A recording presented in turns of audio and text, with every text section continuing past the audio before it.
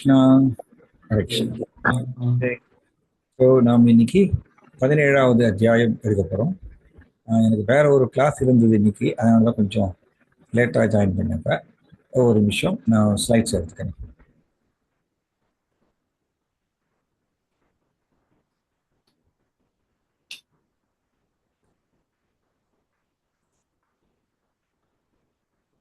இந்த 17வது அத்தியாயமும் ரொம்ப ஒரு இன்ட்ரெஸ்டிங். ஏன்னா 17வது அத்தியாயத்தில் திரும்பவும் கிருஷ்ணா முக்குணங்களுடைய தாக்குதலை பற்றி ரொம்ப விலாவரியா சொல்றார். ஏன் கிருஷ்ணா இப்படி முக்குணங்களை பற்றி திரும்ப திரும்ப சொல்றார் அப்படின்னா, முக்குணங்கள் தான் நம்ம எல்லோரையும் இந்த ஜட உலகத்துல பல பல சூழ்நிலைகள்ல சிக்க வைக்கிறாங்க. அதனாலதான் கிருஷ்ணா 17வது அத்தியாயத்தை சொல்றாரு. 18வது அத்தியாயத்திலையும் பாதி அத்தியாயம் வரைக்கும் முக்குணங்களுடைய தாக்குதலை பத்தி சொல்றாரு. அதுக்கப்புறம் நீங்க பாத்தீங்கன்னா 14வது அத்தியாயத்திலையும் நம்ம பார்த்தோம்.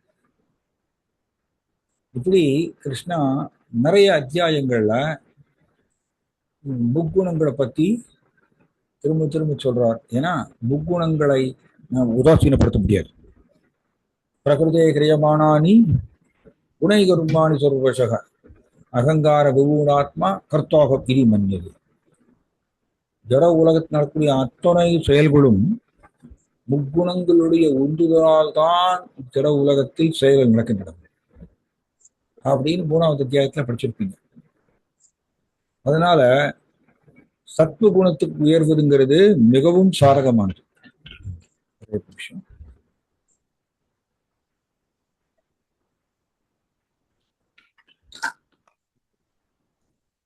சத்துவகுணத்துக்கு உயர்வதுங்கிறது ரொம்ப ரொம்ப முக்கியமானது ஆன்மீகத்துக்கு. ரைட்? ஓகே.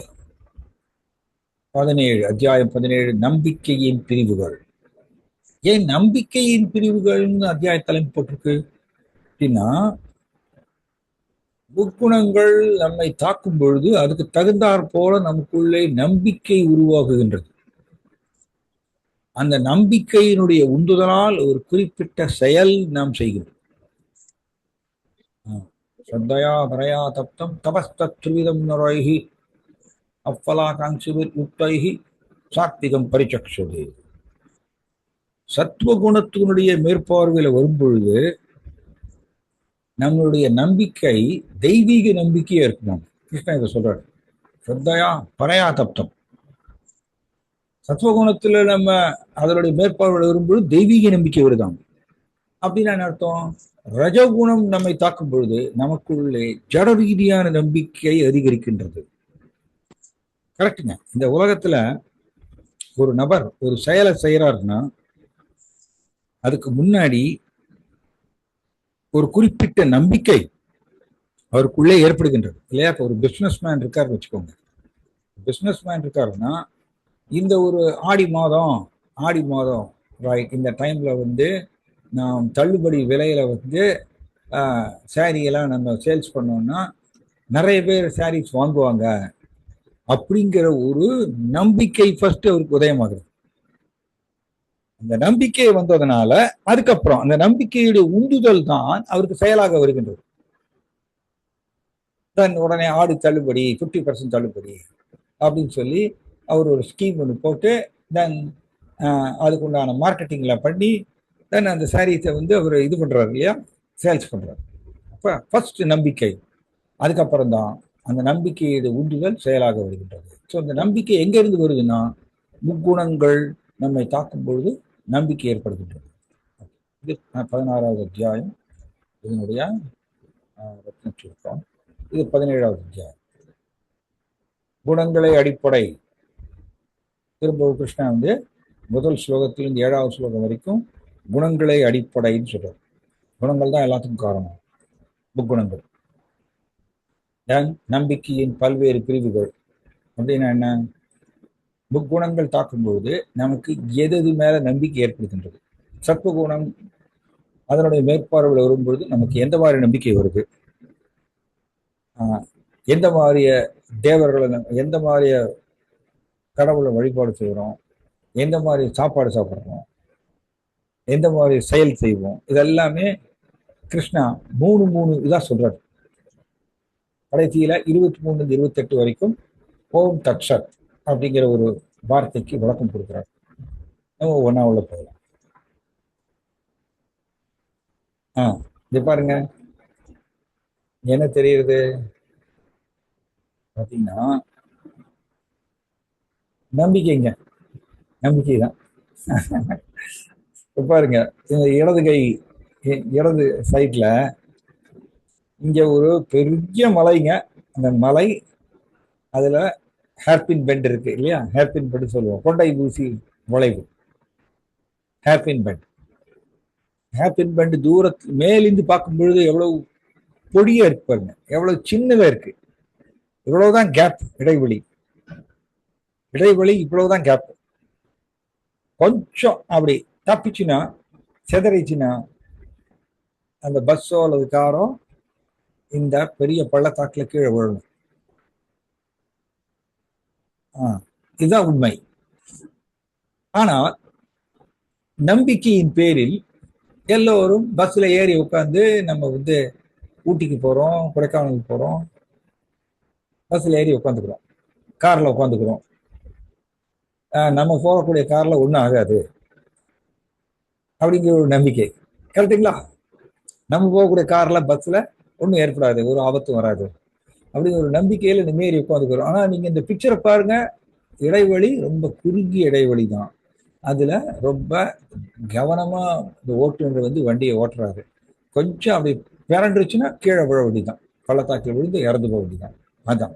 ஸோ சிம்பிளி நம்பிக்கையில தான் ஓடிட்டு இருக்கோம். அதே மாதிரி இங்க எடுத்துக்கோங்க, COVID-19 வேக்சின் உங்களுக்கு எல்லாரும் தெரியும் இல்லையா? தடுப்பூசி மருந்து. கொரோனா வரும்பொழுது தடுப்பூசி போட்டா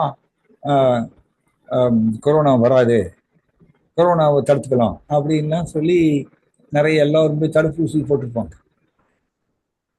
ஆனா தடுப்பூசி போட்டதுக்கு அப்புறம் இப்ப என்ன சொல்றாங்க, யாராலும் தடுப்பூசி போட்டாங்களோ அவங்களுக்கெல்லாம் மாரடைப்பு வருது அப்படின்னு சொல்லிட்டு இப்ப சொல்றாங்க. முதல்ல தடுப்பூசி போடும்பொழுது எல்லோரும் நம்பிக்கையோடு முதல் தடுப்பூசி, இரண்டாவது தடுப்பூசி எல்லாம் போட்டாங்க. எதனால? நம்பிக்கையினாலதான் இந்த வாழ்க்கை ஓடிட்டு இருக்கு. ஆனால் இந்த பாயிண்ட் என்னன்னா, ஜடத்துல நம்பிக்கை வைக்கிறோம், கிருஷ்ணரின் மேல் நம்பிக்கை வைக்கிறது மட்டும்தான் ரொம்ப கஷ்டமா இருக்கு. ஏன்? நமக்குள்ளே பொய் அகங்காரத்துல ரஜோகுணம் தமோகுணம் மேலோங்கி இருப்பதால் ஜடத்தில் ஈஸியா நம்பிக்கை வைப்போம், ஜட விஷயங்களுக்கு ஈஸியா நம்பிக்கை வைப்போம். ஆனா கிருஷ்ணர் மேல் நம்பிக்கை வைக்கிறதுங்கிறது ஒரு பெரிய சவாலா இருக்கு. காரணம் என்ன? சத்துவகுணம் நமக்குள்ள இல்லை. இதுதான் பாயிண்ட். இப்போ bank of India, State Bank of India போட்டிருப்பாரு, பேங்க்ல கொண்டு போய் பணத்தை கட்டுறோம், லட்சமா பணத்தை போய் கட்டுவாங்க. 5 லட்சம் 2 லட்சம் பேங்க்ல கொண்டு போய் கட்டுவோம். என்ன? ஒரு நம்பிக்கை.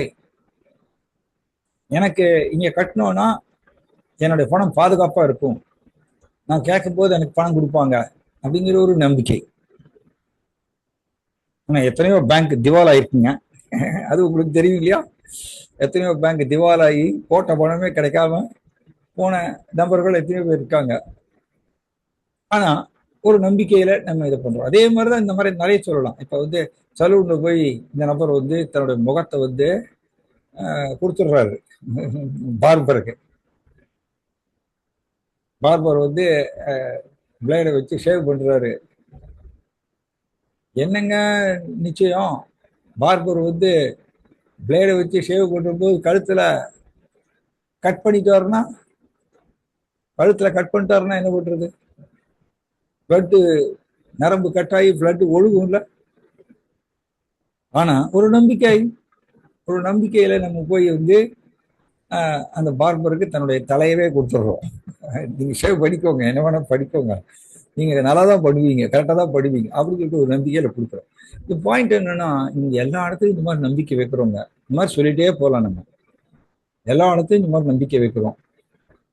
ஆனா கிருஷ்ணரின் மேல் மட்டும் நம்பிக்கை வைப்பதற்கு நாம் தயக்கம் காமிக்கிறோம். அதான் மாயாசக்தி. அர்ஜுன உவாச்ச ஏ சாஸ்திர விதி உத்ஸ்ருஜ்ய வர்ததே யஜந்தே ஸ்ரத்தயான்விதாக தேஷாம் நிஷ்டா கிபா கிருஷ்ணா சத்வம் ஆகோ ரஜஸ்தமக. அர்ஜுனன் வினவினான், கிருஷ்ணரே, சாஸ்திரங்களின் விதிகளை பின்பற்றாமல் தங்களது சரி தங்களது கற்பனைக்கேற்ப வழிபடுபவர்களின் நிலை என்ன? அவர்கள் இருப்பது சத்வகுணத்திலா, ரஜோகுணத்திலா, தமகுணத்திலா? அர்ஜுனா கேள்வி கேட்கிறார். சாஸ்திர விதிகளை புறக்கணித்துட்டு தன்னுடைய மனம் போன போக்குல ஒருத்தர் வழிபாடு செய்யறாருன்னா அவங்க எந்த குணத்தில் இருக்காங்க? சத்துவகுணமா, தமகுணமா, ரஜோகுணமா? ஸ்ரீ பகவான் உவாச்ச திரிவிதா பவதி ஸ்ரத்தா தேகினாம் சா ஸ்வபாவஜா சாத்விகி ராஜசி சைவ தாமசி சேதுதாம் சுனு. புருஷோத்தமரான முழுமுதற் கடவுள் கூறினார், உடல் பெற்ற ஆத்மாவின் சுவாவத்திற்கு ஏற்ப அவனது நம்பிக்கை சத்வகுணம், ரஜோகுணம், தமோகுணம் என்று 3 வகையாக பிரிக்கப்படலாம். இனி இவற்றை பற்றி கேட்பாயாக. சுவாவத்திற்கு ஏற்பன்னு என்ன அர்த்தம்? சுபாவம் அப்படிங்கிறது என்ன? சுவாவம்னா டெக்னிக்கலி சொன்னோம்னா நம்மளுடைய பொய் அகங்காரத்துல பதிந்திருக்கக்கூடிய அச்சுக்கள். கோடிக்கணக்கான ஜென்மமா நம்ம செய்த புலனின்ப செயல்கள், அதனுடைய அச்சுக்கள் நம்மளுடைய பொய் அகங்காரத்துல பதிஞ்சிருக்கு. இந்த அச்சுக்களுக்கு பேர் தான் சுபாவம்னு சொல்றோம். டெக்னிக்கலா இது பேர் தான் சுபாவம். சுபாவம்னு சொல்றோம், அனர்த்தான்னு சொல்றோம், வாசனான்னு சொல்லுவோம், விருத்தின்னு சொல்லுவோம், இப்படி சொல்லுவோம் நம்ம. ஸோ அதனால இந்த உள்ள இருக்கக்கூடிய அச்சுக்கள் அதுக்கு தகுந்தாற் போல நமக்கு நம்பிக்கை வருகின்றது. இந்த அச்சுக்கள்ங்கிறது எந்த மாதிரி அச்சுக்கள்? நாம் நிறைய புலனின்ப செயல்களை செஞ்சு புலனின்பத்தினுடைய அச்சுக்கள் இருந்ததுன்னா ரஜோகுண நம்பிக்கை அது. நாம் இதுக்கு முன்னாடி நிறைய சாஸ்திரங்களை எல்லாம் படித்து ஆன்மீக வாழ்க்கையை பயிற்சி செய்தவராக இருந்தால் நமக்கு நம்பிக்கை, ஆன்மீக நம்பிக்கை இருக்கும். ஆன்மீக நம்பிக்கை இருக்கும். அது சத்வகுணம், சத்வகுண நம்பிக்கை. இப்படி நமக்குள்ள இருக்கிற சுபாவத்துக்கு தகுந்தாற் போல நம்பிக்கை ஏற்படுகின்றது. கரெக்ட் தான். குணங்கள். சரி,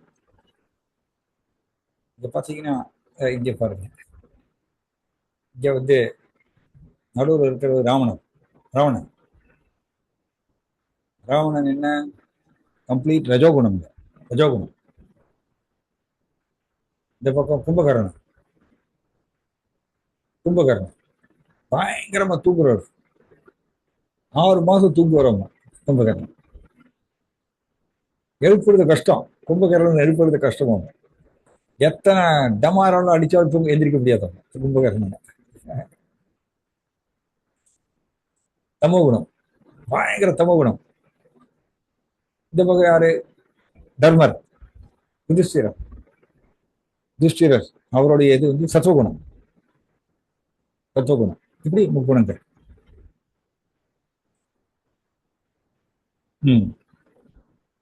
இது பாருங்க, தேவர்களை எல்லாம் வழிபாடு செஞ்சு ஒரு குடும்பமா இருக்காங்க.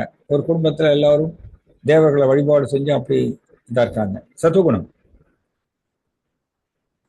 இங்க ரொம்ப பிஸியா ஓடிட்டே இருக்காங்க. அப்பா ஆபீஸ்க்கு போயிட்டு இருக்காரு. லேப்டாப்ல ஒர்க் பண்ணிட்டே இருக்காரு. ஆபீஸ்க்கு அவசரம் ஒர்க் பண்ணிட்டு இருக்காரு. கூடவே சாப்பிட்டுட்டு இருக்காரு அப்பா. கூடவே தன்னோட குழந்தைகளுக்கு சொல்லிக் கொடுக்கிறார். மல்டி ரோல் செய்யறார். புரியுதுங்களா? பலதரப்பட்ட செயல் செய்யறார். லேப்டாப்ல ஆபீஸ்க்கு ஒர்க் பண்றாரு, சாப்பிட்றாரு, தன் குழந்தைகளுக்கு சொல்லிக் கொடுக்கவும் செய்யறாரு. அங்க அம்மா இது பண்ணிட்டு இருக்காங்க. இது பேர் என்ன? ரஜஸ்ங்க. ஒரே சமயத்துல பல செயல் செய்யறதுக்கு முயற்சி பண்றது ரஜஸ். இங்க 3வது படத்துல குழந்தை அழுதுட்டு இருக்கு. அம்மாவும் குழந்தை அழுதுட்டு இருக்காங்க. கணவர் ட்ரிங்க் பண்ணிட்டு இருக்காரு. எதையுமே கவலைப்படாம. தமோ குணம்.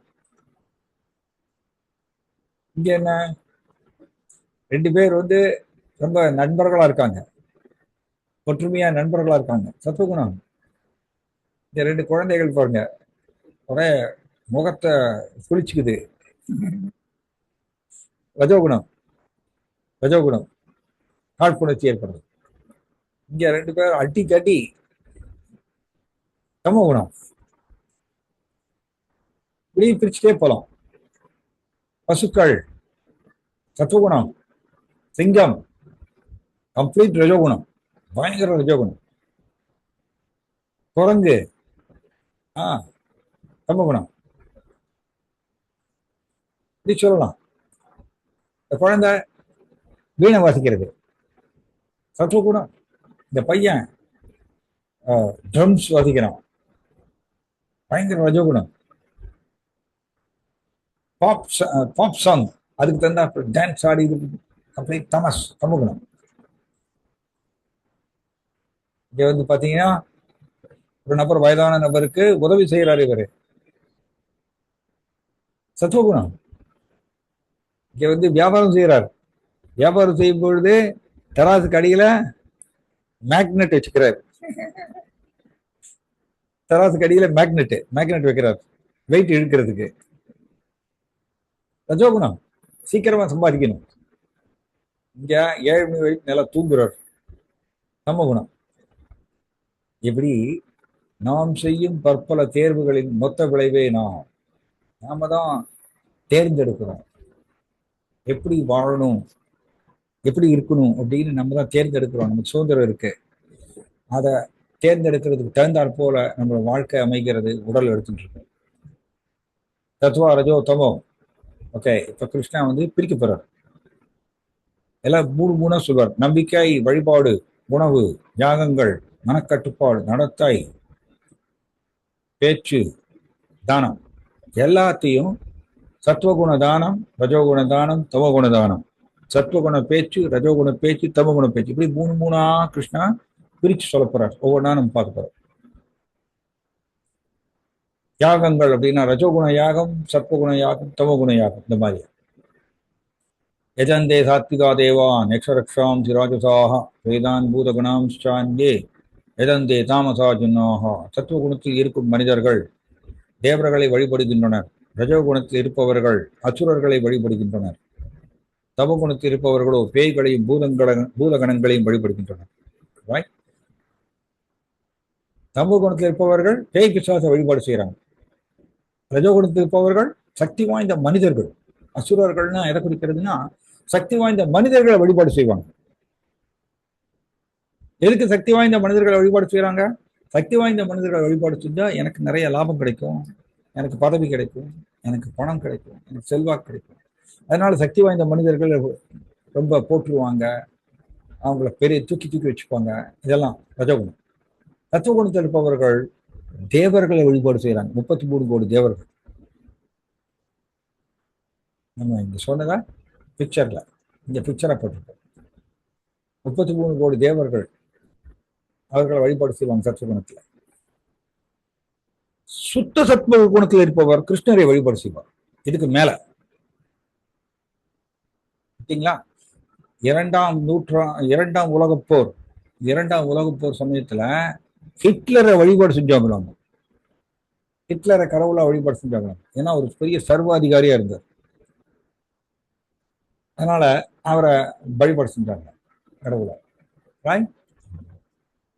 நம்பிக்கை, வழிபாடு அண்ட் செயல்முறை. நீ பார்த்தீங்கன்னா இவர் பணத்தை வந்து அப்படியே பணத்துக்கு ஒருத்தர் ஆளா பறக்கிறார். இது என்னதுங்க? ரஜஸ், ரஜஸ்.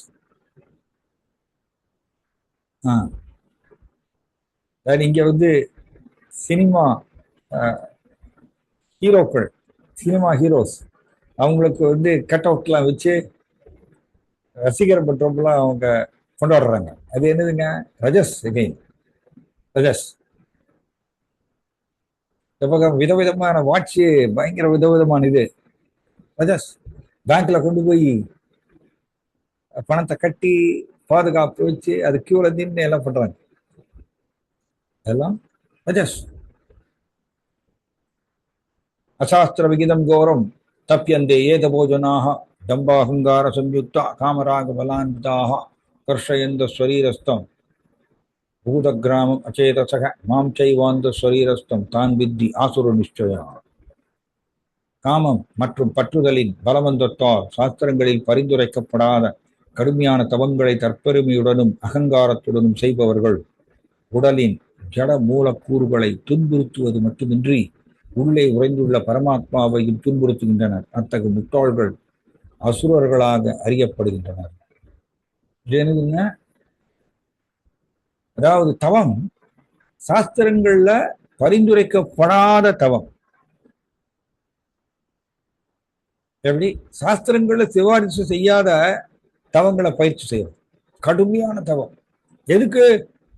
தம்பாஹங்கார சம்யுக்தா. தம்பாஹங்கார சம்யுக்தா தம்பத்துக்கோசரம், தற்பெருமை.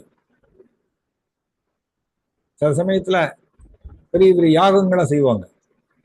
ஊரையெல்லாம் கூட்டி ஒரு பெரிய விளம்பரம் செஞ்சு அதுக்கப்புறம் யாகம் செய்வாங்க. எதுக்கு? ஒரு தற்பெருமைக்கோசரம். தற்பெருமை, அகங்காரத்துக்கோசரம், புகழ சேர்க்கறதுக்கோசரம், எல்லோராலும் என்னை போற்ற வேண்டும் அப்படிங்கிற ஒரு புகழுக்கோசரம் யாகம் செய்யறது. அதே மாதிரியா தானம் கொடுப்பாங்க. சில அரசியல்வாதிகள்லாம் தானம் கொடுப்பாங்க. ஊனமுற்றோருக்கு சக்கர நாற்காலி கொடுப்பாங்க, வீல் சேர். ஆனா அதை கொடுக்கறதுக்கு முன்னாடி பிரஸ் ரிப்போர்ட்டர்ஸ் எல்லாம் கூப்பிட்டு போட்டோ எடுங்க, வீடியோ எடுங்க, டிவி நியூஸ்ல போடணும், எல்லாம் ஏற்பாடு பண்ணிட்டு அவங்க ஒரு 4 பேருக்கு வீல் சேர் கொடுப்பாங்க. ஆனா அதுக்கு முன்னாடி அதை போட்டோல போடணும், வீடியோ எடுக்கணும், எல்லாம் பண்ணணும். எதுக்கு? இது பேர் தான். இந்த தானம் எப்படிப்பட்டது? ரஜோகுண தானம். புகழை விரும்பி கொடுக்கக்கூடிய தானம். இது ரஜோகுண தானம். இதை ஒவ்வொன்றா நம்ம பார்க்க போறோம். அதே மாதிரிதான் தவமும். ஒரு தற்பெருமைக்கோசரம் பெரிய தவம் செய்யறது. ஆன்மீகத்துல முன்னேறணுங்கிற தவம் இல்லை, தற்பெருமைக்கோசரம் செய்யறது. பகவத்கீதையே மிகச்சிறந்த சுய முன்னேற்ற நூல். நாம் உன்னத கட்டுப்பாட்டாளர் இல்லை என்று என கூறினாலும் அது நமது விதியை நாமே வடிவமைக்க முடியும் என கூறுகிறது. என்னன்னா, நாம் கட்டுப்பாட்டாளர் கிடையாது, மிக உயர்ந்த கட்டுப்பாட்டாளர் கிடையாது. கட்டுப்பாட்டாளர் கிருஷ்ணா தான். எல்லோரையும் கட்டுப்படுத்துபவர் கிருஷ்ணா தான். ஆனா நமக்கு எல்லாருக்கும் துளியுண்டு சுதந்திரம் இருக்கு. அந்த துளியுண்டு சுதந்திரத்தை கிருஷ்ணா கட்டுப்படுத்துறது இல்லை. துளியுண்டு சுதந்திரத்தை பயன்படுத்தி கிருஷ்ணரை தேர்ந்தெடுப்பதா அல்லது ஜடத்தை தேர்ந்தெடுப்பதா அப்படிங்கிற நம்மளுக்கு சாய்ஸ் இருக்கு. இந்த சாய்ஸுக்கு தகுந்தாற் போல நாம் ரஜோ குணத்துல உட்காந்துருக்கோம், இல்லைன்னா தமோ குணத்துல உட்காந்துருக்கோம். அந்தந்த உடல்களை பெறுகின்றோம். பாருங்க, உணவு பற்றி சொல்றார். வாயுளை நீடித்து வாழ்வை தூய்மைப்படுத்தி பலம், ஆரோக்கியம், சுகம் மற்றும் திருப்தியை கொடுக்கும் உணவுகள் சத்துவகுணத்தில் இருப்போருக்கு பிரியமானவை. இத்தகைய உணவுகள் ரசமுள்ளவையாக, கொழுப்பு சத்தும் ஊட்டச்சத்தும் மிக்கவையாக, இதயத்திற்கு இதம் அளிப்பவையாக உள்ளன. இது என்னதுங்க? சத்துவகுண உணவு. சத்துவகுண உணவு எப்படின்னா, இந்த பாருங்க, பால் பொருட்கள், பழங்கள், தானியங்கள், இதெல்லாமே காய்கறிகள், இதெல்லாம் சத்துவகுண உணவாகும். அது என்ன பண்ணும்? நம்மளுக்கு பலம், ஆரோக்கியம் இதெல்லாம் கொடுக்குமாமா. இந்த மாதிரி உணவுகள் ரசம் உள்ளவையாக, ஜூஸ் நிரப்பியது. அத மாதிரி இப்ப காய்கறினா அதுக்குள்ள ஜூஸ் இருக்கு இல்லையா, அந்த மாதிரியா உணவுகள் சத்துவகுணம் உணவு. ஓகே. ரஜோகுண உணவு இது பாருங்க எப்படி இருக்கு. மிகவும் கசப்பான, மிகவும் புளிப்பான, உப்பு நிறைந்த, சூடான, காரமான, உலர்ந்த மற்றும் எரிகின்ற உணவுப் பொருட்கள் ரஜோகுணத்தில் இருப்பவர்களுக்கு விருப்பமானதாகும். இத்தகைய உணவுகள் துன்பம், சோகம் மற்றும் நோயை உண்டாக்குகின்றன. ரஜோகுண உணவு என்ன பண்றது? நமக்கு நோயை ஏற்படுத்துவாங்க, துன்பத்தை கொடுப்பாங்க. எப்படி? அதிக காரம், அதிக புளி, அதிக உப்பு, எரிகின்ற உணவு. இது பாருங்க, எரிகின்ற உணவுன்னா மசாலா, பயங்கர மசாலா பொடி, மிளகா பொடி, இது மாதிரி எரிகின்ற உணவு. ரைட், அதிக காரம், அதான் அதிக காரம், அதிக புளிப்பு, உப்பு, இந்த மாதிரி உணவுகள்லாம் என்ன பண்றது, ரஜோகுணத்துக்கு ரொம்ப பிடிக்குமாமா. ஆனா அது என்ன பண்ணும், வியாதியை உண்டாக்கும், உடம்புல வியாதியை உண்டாக்கும், துன்பத்தை உண்டாக்கும், சோகத்தை உண்டாக்கும். சரி, தமோ உணவு எப்படி பார்க்க? இந்த பொண்ணு என்ன பண்ணுது, மூக்க பொத்திக்குது இந்த பொண்ணு. ஏன், உண்பதற்கு 3 மணி நேரத்திற்கு முன்பே சமைக்கப்பட்ட சுவையற்ற பழைய ஊசி போன எச்சில் பட்ட தீண்டத்தகாத பொருட்களை கொண்ட உணவுகள் தமோ குணத்தில் உள்ள மக்களால் விரும்பப்படுகின்றன. பாருங்க, இறைச்சி, மாமிசம், இதெல்லாம் ஒரே ஸ்மெல் இல்லையா? ஒரே பேட் ஸ்மெல். இறைச்சி, மாமிசம், இந்த உணவுகள்லாம் பேட் ஸ்மெல், மோசமான ஸ்மெல் உடையது இல்லையா? அதான் இந்த பொண்ணு வந்து மூக்கு பொத்திக்குது. ஆனா அம்மா வந்து சாப்பிடு சாப்பிடு சாப்பிடுன்னு சொல்லிட்டு அந்த பொண்ணை ஃபோர்ஸ் பண்றாங்க. ஆனா அது மூக்கு பொத்திக்குது, ஒரே ஸ்மெல், பேட் ஸ்மெல். என்னை போய் சாப்பிட சொல்றேன். மாமிசம், இறைச்சி, துண்டம், இதெல்லாம் தமோ குண உணவு. தென் அதுக்கப்புறம் அழுகி போன உணவு. அதுக்கப்புறம் இந்த மாதிரி பேக் பண்ணி வருது பாருங்க, பல மாசம் பேக் பண்ணி மெஷின்ல ப்ராசஸ் பண்ணி பேக் பண்ணி வரும். இதெல்லாம் என்னது, தமோ குண உணவு. ரைட், இது தமோ குணத்தில் இருக்கிறவங்களுக்கு ரொம்ப பிடிக்குமாமா இந்த மாதிரி உணவு. அதனால என்ன தெரிகிறது, மாமிசம், இறைச்சி இதெல்லாம் சாப்பிடக்கூடிய நபர்கள் மோஸ்ட்லி தமோ குணத்துல போயிடுவாங்க அப்படிங்கிறது தெரிய வருது. இந்த மாதிரி மாமிசம், இறைச்சி எல்லாம் சாப்பிடும் பொழுது கட்டாயம் நம்ம தமோ குணத்துக்குள்ள போயிடுவோம். ஏன்னா அதுக்குள்ள போய் ரொம்ப மந்தமான ஒரு மனநிலையை உருவாக்கும். அதனால கட்டாயம் அது தமோ குணத்தை அதிகரிக்கும். அதனால நம்ம என்ன சாப்பிட்றோமோ அதுக்கு தகுந்தாற்போல நம்மளோட அந்த குறிப்பிட்ட குணங்கள்ல நம்ம உட்காந்துக்கிறோம். ஓகேங்களா? பாருங்க, சைனால ஒரு மார்க்கெட் இருக்கு, உங்களுக்கு எல்லாருக்கும் தெரியும். கொரோனா வந்த சமயத்துல அந்த மார்க்கெட்டை பத்தி தான் எல்லாரும் பேசிட்டு இருந்தாங்க. சைனால ஒரு மார்க்கெட் என்னன்னா, எல்லாத்தையும் பிடிச்சி வச்சிருவாங்க. எல்லாத்தையுமே, பாம்பு, தேளு, பூரான், இது எல்லாத்தையும் பிடிச்சி அதை வந்து அதை சமைச்சு அதை வந்து சேல்ஸ் பண்ணக்கூடிய ஒரு மார்க்கெட் சைனால. அது பயங்கர ஃபேமஸாக, பயங்கர ஃபேமஸ். கூட்டமாக மக்கள் வருவாங்க. இன்னும் எது போனாலும், பள்ளி எதை போனாலும் அதை பிடிச்சி அதை குக் பண்ணி சமைச்சு அதை வந்து மார்க்கெட்டில் சேல்ஸ் பண்ணுவாங்க. Bad smell. சத்துவ குணத்தில் இருக்கிறவங்களுக்கு இதை சிந்திச்சே பார்க்க முடியாது, நினைச்சே பார்க்க முடியாது அந்த மாதிரி. ஆனால் அவங்க சர்வசாதாரணமா இதை வந்து அதை சேல்ஸ் பண்ணுவாங்க, அதை சாப்பிடுவாங்க. எந்த ஒரு தயக்கம் இருக்காது அவங்க. யானை பார்த்தீங்கன்னா அது என்ன சாப்பிடுது, அது வந்து சும்மா இந்த இலைகள், தழைகள், இதுதான் சாப்பிடுது. ஆனா அதுக்கு எவ்வளவு பெரிய ஸ்ட்ரென்த், அதுக்கு பயங்கர ஸ்ட்ரென்த் இல்லை யானைக்கு. ஆனா எல்லா மக்களும் நினைச்சுக்கிறாங்க இந்த மாதிரி மீன், முட்டை, இறைச்சி, மாமிசம் இதெல்லாம் சாப்பிட்டா மட்டும்தான் நம்மளுக்கு ஸ்ட்ரென்த் கிடைக்கும்னு நினைச்சுக்கிறாங்க. ஆனா யானை இந்த மாதிரிலாம் சாப்பிடல, வெறும் பச்சை காய்கறி, இலைகள், தழைகள் இதுதான் சாப்பிடுது. ஆனா அதுக்கு பயங்கர ஸ்ட்ரென்த். இது தவறான ஒரு அபிப்பிராயம். மீன், முட்டை, இறைச்சி எல்லாம் சாப்பிட்டா மட்டும்தான் நம்மளுக்கு உடம்புல பலம் கிடைக்கும் அப்படிங்கிறது வந்து தவறான அபிப்பிராயம். சரி, உணவு உணர்வை பாதிக்கும். நாம் சாப்பிடக்கூடிய உணவு கட்டாயம் நம்மளுடைய உணர்வுன்னு என்ன, நமக்குள்ள இருக்கக்கூடிய சத்துவ குணத்தில் இருக்கோமா, தமோ குணத்தில் இருக்கோமா, ரஜோ குணத்தில் இருக்கோமா அப்படிங்கிறது அது நம்மை பாதிக்கும். அதே மாதிரி யார் சமைக்கிறாங்களோ அவங்க எந்த குணத்துல இருக்கவங்களோ அந்த குணம் நம்மளை பாதிக்கும். இதெல்லாம் மாற்ற முடியாது.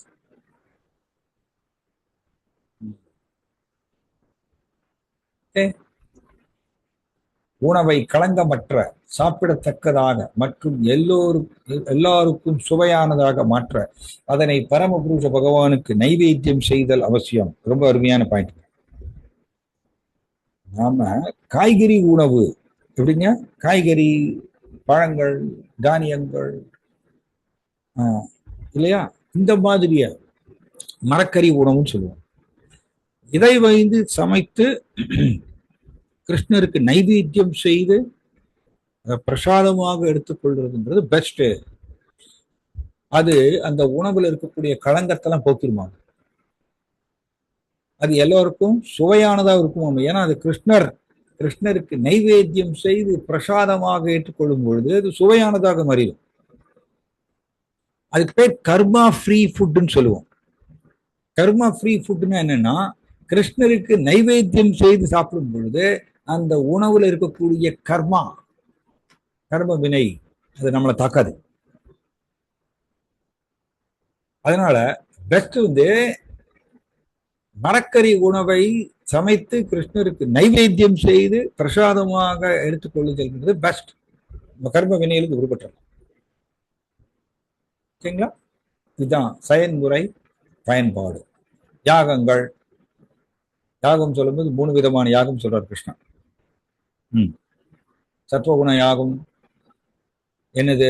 சாஸ்திர விதிகளின்படி கடமையை நிறைவேற்றுவதற்காக பலனை எதிர்பார்க்காத நபர்களால் செய்யப்படுவது. சத்வகுணம் சொன்னாலே பலனை எதிர்பார்க்க மாட்டாங்க. சத்வகுணத்தோட இயல்பு எப்படி? பலனை எதிர்பார்க்க மாட்டோம். பாருங்க, யாகம் செய்வாங்க, ஆனா பலனை எதிர்பார்க்காம சாஸ்திர விதிகளின்படி அது செய்வாங்க. இது சத்வகுண யாகம். ரஜோகுணம் எப்படி? தற்பெருமைக்காக செய்யறது. முன்னாடி சொன்ன மாதிரி தம்பம், தற்பெருமைக்கோசரம் யாகம் செய்யறது, எல்லாரும் என்னை போற்றுவாங்க அப்படிங்கிறதுக்கோசரம் யாகம் செய்யறது, ஏதோ சம் நன்மை, பௌதிக நன்மையை பெறுவதற்கோசரம் யாகம் செய்யறது. இது ரஜோகுண யாகம். தமகுண யாகம் எப்படி? சாஸ்திர விதிகளை மதிக்காமல், பிரசாத விநியோகம் இன்றி, வேத மந்திரங்களின் உச்சாரணம் இன்றி, புரோகிதர்களுக்கான தட்சணை இன்றி, நம்பிக்கையும் இன்றி செய்யப்படுவது. இது தமகுண யாகம். தமகுண யாகமும் இருக்கு, ஆனா சாஸ்திரங்களை நம்ப மாட்டாங்க, நம்பிக்கை கிடையாது, சாஸ்திர விதிகளை கடைபிடிக்க மாட்டாங்க, வேத மந்திரங்களை சொல்ல மாட்டாங்க, அந்த புரோகிதர்களுக்கு தட்சணையை அது கொடுக்க மாட்டாங்க, அந்த பிரசாத விநியோகம் செய்ய மாட்டாங்க. யாகம் செஞ்சோம்னா கடைசியில கிருஷ்ண பிரசாதத்தை விநியோகம் செய்யணும் யாகம் முடிவில். ஆனா இது பிரசாத விநியோகம் செய்ய மாட்டாங்க.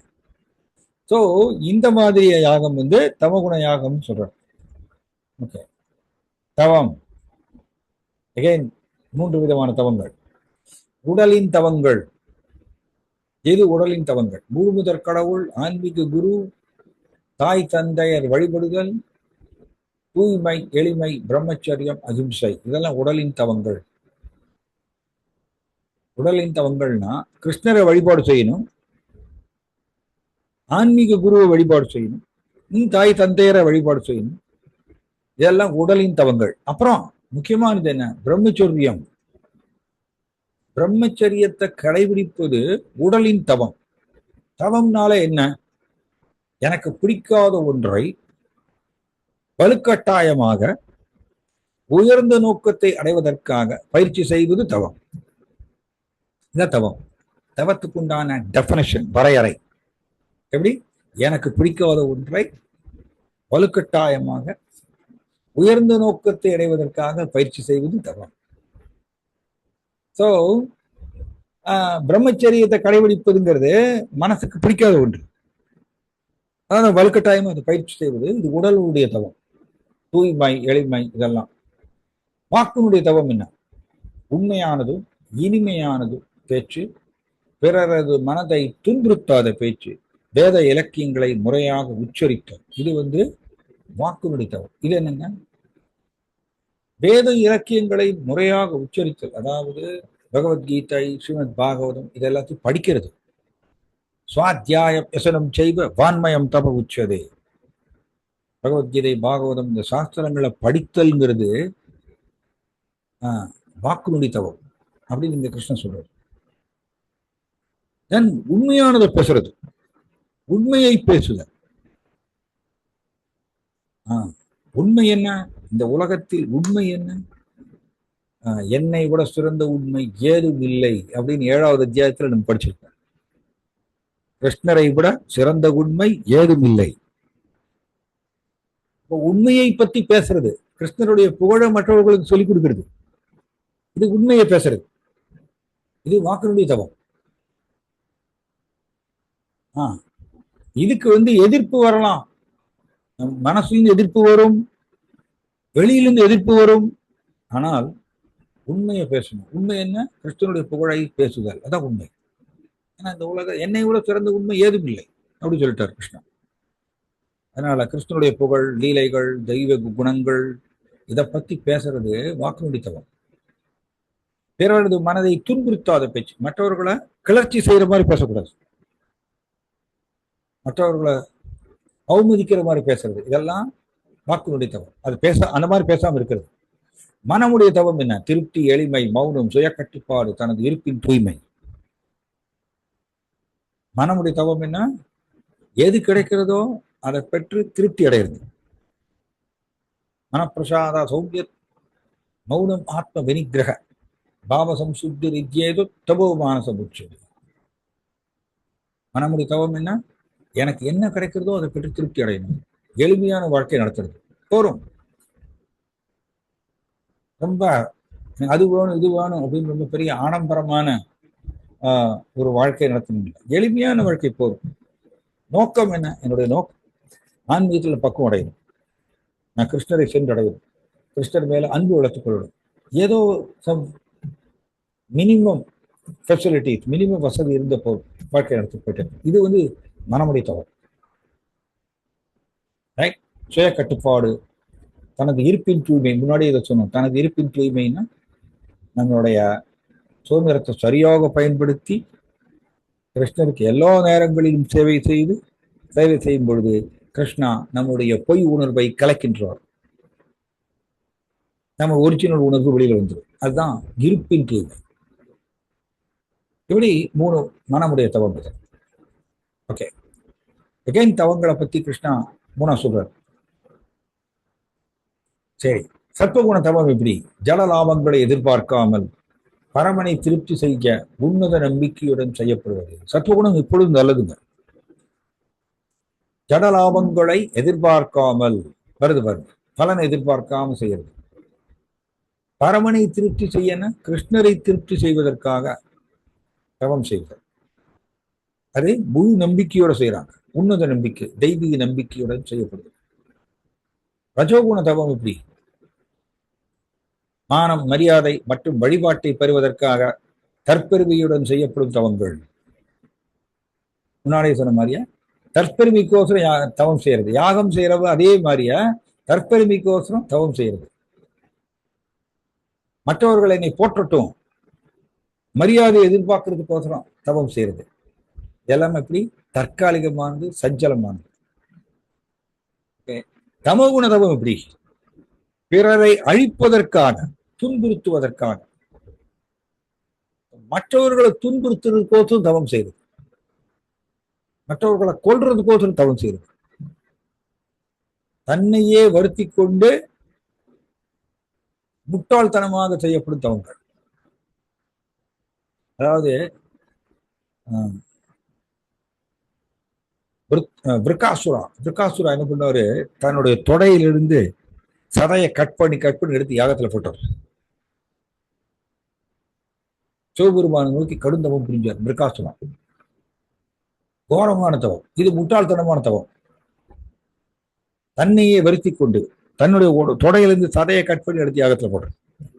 சிவபெருமான் உடனே வர்றார். எதுக்கு விருக்காசுரா இவ்வளவு கோரமான தவம்? உனக்கு என்ன வேணும் கேள்.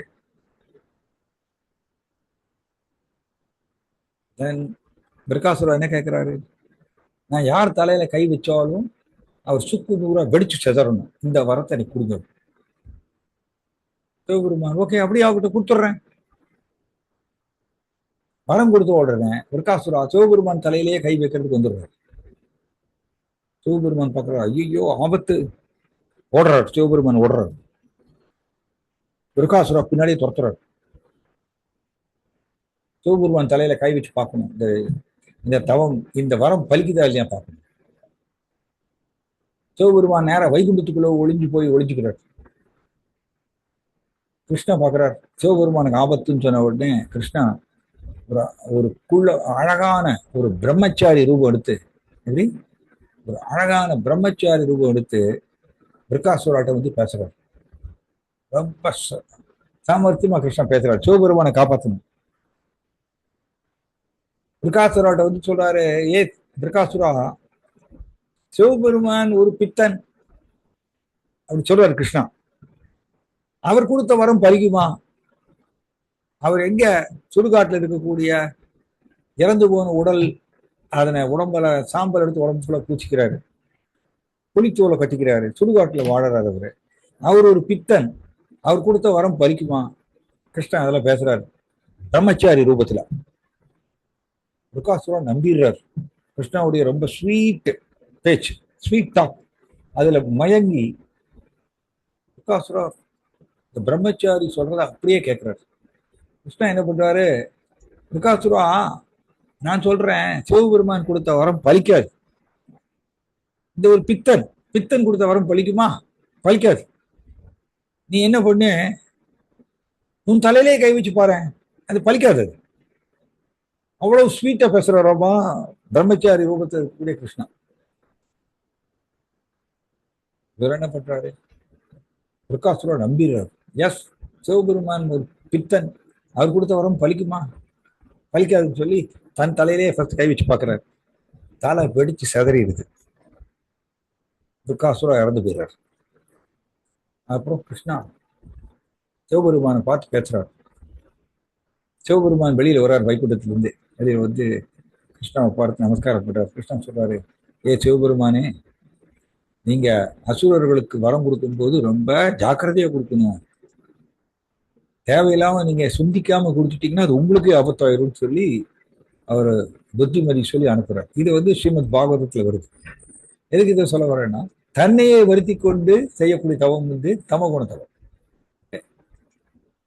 செயல்முறை பயன்பாடு என்ன, அடுத்தவர்களை அச்சுறுத்துவதற்காக தன்னைத்தானே சித்திரவதை செய்து கொள்வதோ, மற்றவர்களை நம் வழிக்கு வரவைப்பதற்காக அவர்களை சித்திரவதை செய்வதோ இரண்டுமே மனித வாழ்வுக்கு பாதகமானது.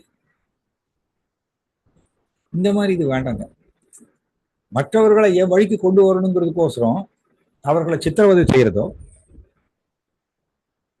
மற்றவர்களை பயமுறுத்துறதுக்கோசரம் தன்னைத்தானே சித்திரவதை செய்யுது, ரெண்டுமே தேவையில்லை. இதெல்லாம் தேவையில்லாத யாகம், தேவையில்லாத தவம், தானம், இது வேண்டாம். தானம் பத்தி என்ன சொல்றாரு, சத்துவகுண தானம் பலனை எதிர்பார்க்காமல் கடமையை நிறைவேற்றுவதற்காக தகுந்த நபருக்கு முறையான இடத்தில் முறையான காலத்தில் கொடுக்கப்படுவது. பலனை எதிர்பார்க்காம, சத்துவகுணம்னாலே முன்னாடி என்ன சொன்னோம், பலனை எதிர்பார்க்காம செய்வது.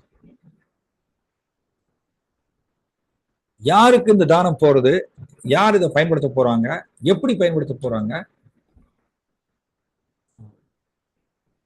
எந்த காலத்துல கொடுக்கறது, இதெல்லாத்தையும் கேட்டு தெரிந்து கொண்டு சரியான நபருக்கு தானம் கொடுக்குறது.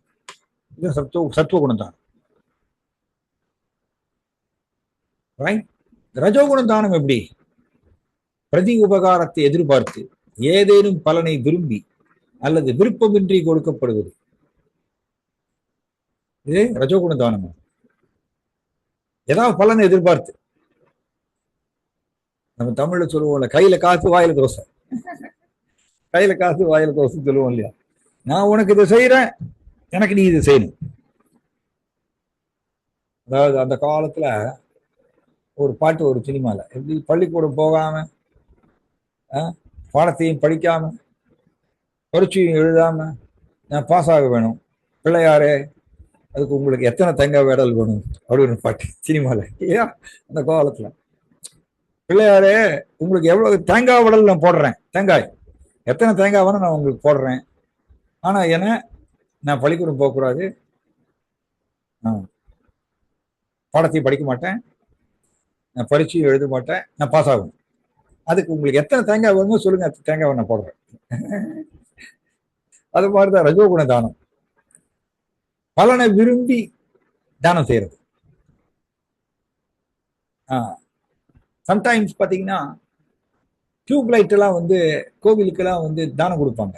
நிறைய கோவில்ல நீங்க பார்க்கலாம் டியூப் லைட் தானம் கொடுப்பாங்க. டியூப் லைட் தாங்க கொடுக்குறாங்க.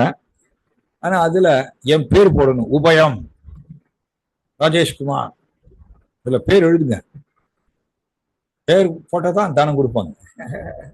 இதுதான் பிரதி உபகாரத்தை எதிர்பார்த்து பலனை விரும்பி செய்வது தானம் கொடுக்கறது. இல்லைன்னா விருப்பமின்றி கொடுக்கப்படுது, விருப்பம் இல்லாம கொடுக்கறது. தவகுண தானம் எப்படி? தூய்மையற்ற இடத்தில், முறையற்ற காலத்தில், தகுதியற்ற நபர்களுக்கு தக்க கவனமும் மரியாதையும் இன்றி வழங்கப்படுது. மரியாதை இல்லாம தானம் கொடுக்கறது, கவனம் இல்லாம தானம் கொடுக்கறது. அப்புறம் யாருக்கு முறையற்ற நபருக்கு கொடுக்கறது, அவர் எப்படி பயன்படுத்த போறாரு இந்த தானத்தை எந்த கேள்வியும் கேட்காம சிம்பிளி தானம் கொடுக்கறது. தகுதியற்ற நபர்களுக்கு, தூய்மையற்ற இடத்துல கொடுக்கறது, இதெல்லாம் தமோகுண தானம். ரைட்? இதெல்லாம் நடக்குதுங்க இந்த உலகத்துல, இதெல்லாம் நடக்கிறது. அதனாலதான் கிருஷ்ணன் இதெல்லாம் சொல்றாரு. ஓகே, செயல்முறை பயன்பாடு என்ன? பகவானின் நோக்கத்தை பூர்த்தி செய்வதற்காக அனைத்து வளங்களையும் பயன்படுத்துங்கள், அதுவே மிகச்சிறந்த தானம். மிகச்சிறந்த தானம் என்ன? கிருஷ்ணனுடைய நோக்கத்தை பூர்த்தி செய்வதற்காக, கிருஷ்ணாவை திருப்திப்படுத்துவதற்காக நமக்கு கொடுக்கப்பட்ட வளங்களை பயன்படுத்தும், அது சிறந்த தானம். எப்படின்னா,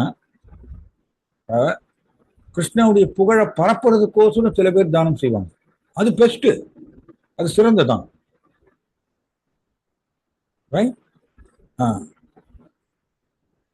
ஸோ இந்த மாதிரி இப்ப வந்து சம்டைம்ஸ் இப்ப கோவில், கிருஷ்ணருடைய கோவில் கட்டுறோம், அதுக்கோசரம் தானம் கொடுக்கறது. எஸ், கிருஷ்ணனுடைய புகழை பரப்புறதுக்கோசரம் செய்யக்கூடிய தானம். இது நமக்கு ஆன்மீக பலன் கொடுக்கும்.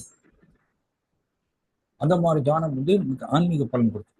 புண்ணியம் அல்லது புண்ணியத்துக்கு மேல, புரியுதுங்களா?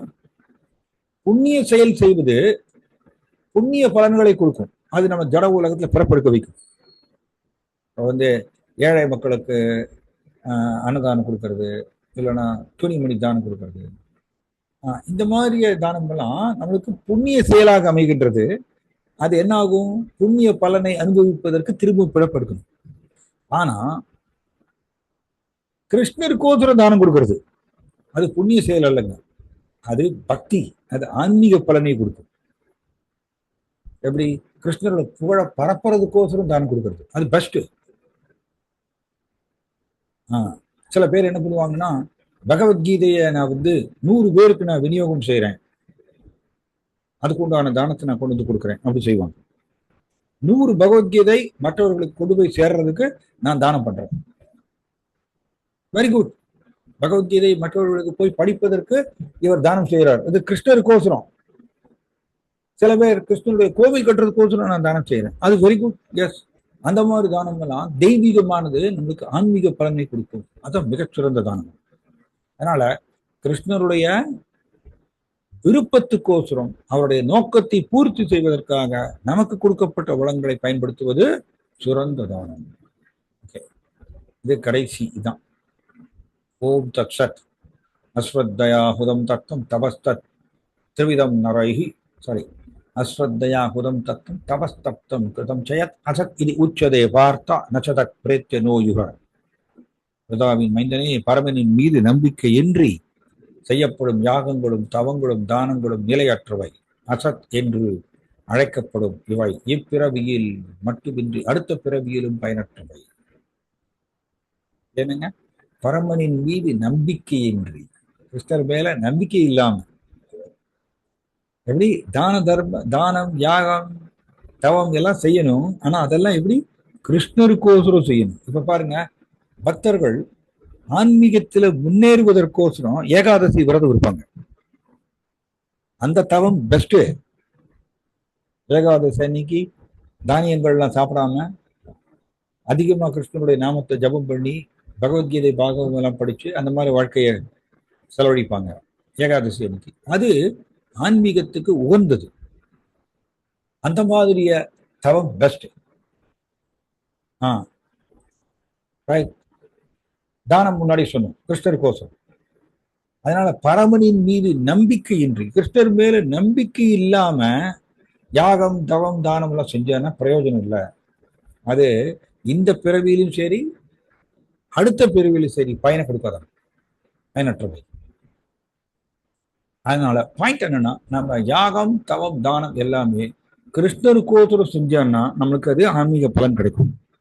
அப்படி இல்லைன்னா அது பிரயோஜனம் இல்லை. ஓகே.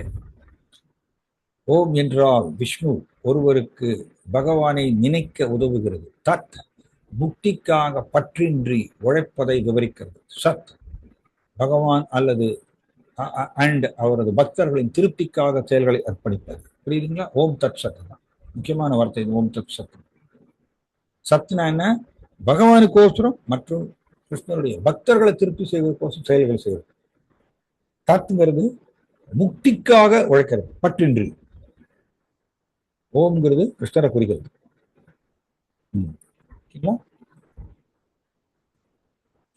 தத்துவகுணம் அவசியம். ஏன்? ஆழமான நம்பிக்கை அவசியம். பௌதிக பிரச்சனைகளுக்கு ஆன்மீக தீர்வுகள் மட்டுமே வழி.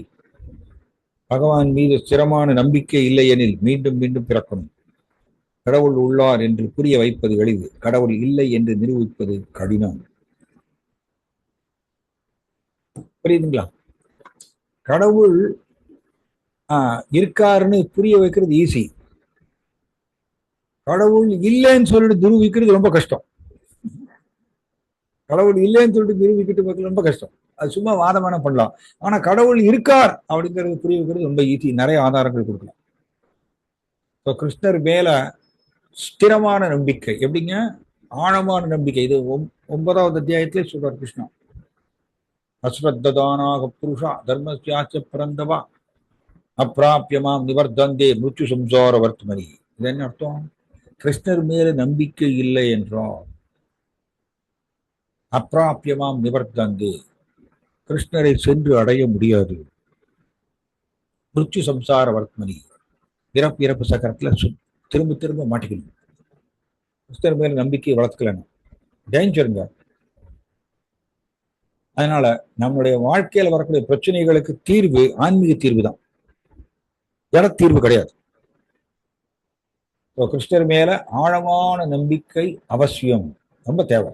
அதான் முன்னாடி சொன்னோம். சத்வ குணம்னாலே என்ன? தெய்வீக நம்பிக்கை. ரஜோகுணம் தமோகுணமும் ஜட நம்பிக்கை உருவாக்கும். ஆனா சத்வகுணம்ங்கிறது தெய்வீக நம்பிக்கையை உருவாக்கும். ஸோ சத்வகுணத்துக்கு உயர்வது ரொம்ப ரொம்ப முக்கியம். ஏன்னா தெய்வீக நம்பிக்கை நமக்கு வரும். தெய்வீக நம்பிக்கை வந்துருச்சுன்னா நாம் ஆன்மீக செயல்கள் செய்வோம், கிருஷ்ணரை வழிபாடு செய்வோம், நாம ஜபம் செய்வோம், எல்லாம் செய்வோம். ஸ்ரீமத் பாகவதம் ஹரேர் நாம ஹரேர் நாம ஹரேர் நாம இவ கேவலம் கலவு நாஸ்தியேவ நாஸ்தியேவ நாஸ்தியேவ கதுரண்யதா. போலித்தனமும் சச்சரவும் நிறைந்த இக்கலியுகத்தில் விடுதலைக்கான ஒரே வழி இறைவனின்னு சொல்லியிருக்கு. ஆக்சுவலி தமிழ்ல மொழிபெயர்ப்புல தப்பா போட்டிருக்காங்க. ஸ்லோகம் பார்த்தீங்கன்னா ஹரேர் நாம தான் சொல்லியிருக்கு. ஹரேர் நாமன்னா ஹரியினுடைய நாமம். ஹரியினுடைய திருநாமத்தை உச்சரிப்பது இதை தவிர வேறு கதி இல்லை, வேறு கதி இல்லை, வேறு கதி இல்லை. 3 தடவை சொல்லியிருக்குங்க இந்த ஸ்லோகத்துல. இந்த கலியுகத்துல கிருஷ்ணருடைய நாமத்தை உச்சரிக்கிறத தவிர வேறு வழி கிடையாது. நாஸ்தியேவ நாஸ்தியேவ நாஸ்தியேவ கதுரன், வேறு வழியே கிடையாது. அங்க எதுவும் ஒர்க் ஆகாதுங்க இந்த உலகத்துல, இந்த கலியுகத்துல. மற்ற யுகங்கள்ல வேணா ஓகே, மற்ற யுகங்கள்ல தியான யோகம் செய்யலாம், யாகங்கள் செய்யலாம். இதெல்லாம் இப்ப கலியுகத்துல ஒர்க் ஆகாது. கலியுகத்துல ஒர்க் ஆகணும்னு ஒரே ஒரு இது என்ன? ஹரே கிருஷ்ணா கிருஷ்ண கிருஷ்ணா ஹரே ஹரே, ஹரே ராம ராம ராம ஹரே ஹரே. திரும்ப திரும்ப கிருஷ்ணனுடைய நாமத்தை ஜபம் செய்வதுதான் ஒரே வழி. இதை தவிர வேறு வழி கிடையாது. இப்படிதான் பிருகன் நாரதீய புராணத்துல வரக்கூடிய ஸ்லோகம் இது. சரிங்களா? அதனால நாளைக்கு நம்மளுக்கு வகுப்பு முடிய போறது. உங்களுக்கு எல்லாருக்கும் வேண்டுகோள் என்னன்னா, தயவு செய்து எல்லோரும் ஹரே கிருஷ்ணா கிருஷ்ண கிருஷ்ணா ஹரே ஹரே, ஹரே ராம ராம ராம ஹரே ஹரே, இந்த மந்திரத்தை மேக்சிமம் முடிஞ்ச அளவுக்கு ஜெபம் பண்ணுங்க. இதுதான் பெஸ்ட். பிறப்பு இறப்பு சக்கரத்திலிருந்து விடுபடுவதற்கு ஒரே வழி இதுதான். இதுதான் அத்தியாயம் 17 ஒரு ரத்தின சுருக்கம். முடிச்சுக்கலாம். யாருக்காவது ஏதாவது சந்தேகம், கேள்விகள் இருக்குங்களா?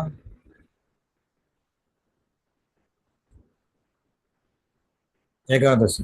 ஓகே, ஏகாதசியை பத்தி கேட்குறாங்க. ஏகாதசி நல்ல கேள்வி. ஏகாதசினா ஏக் பிளஸ் தசம்.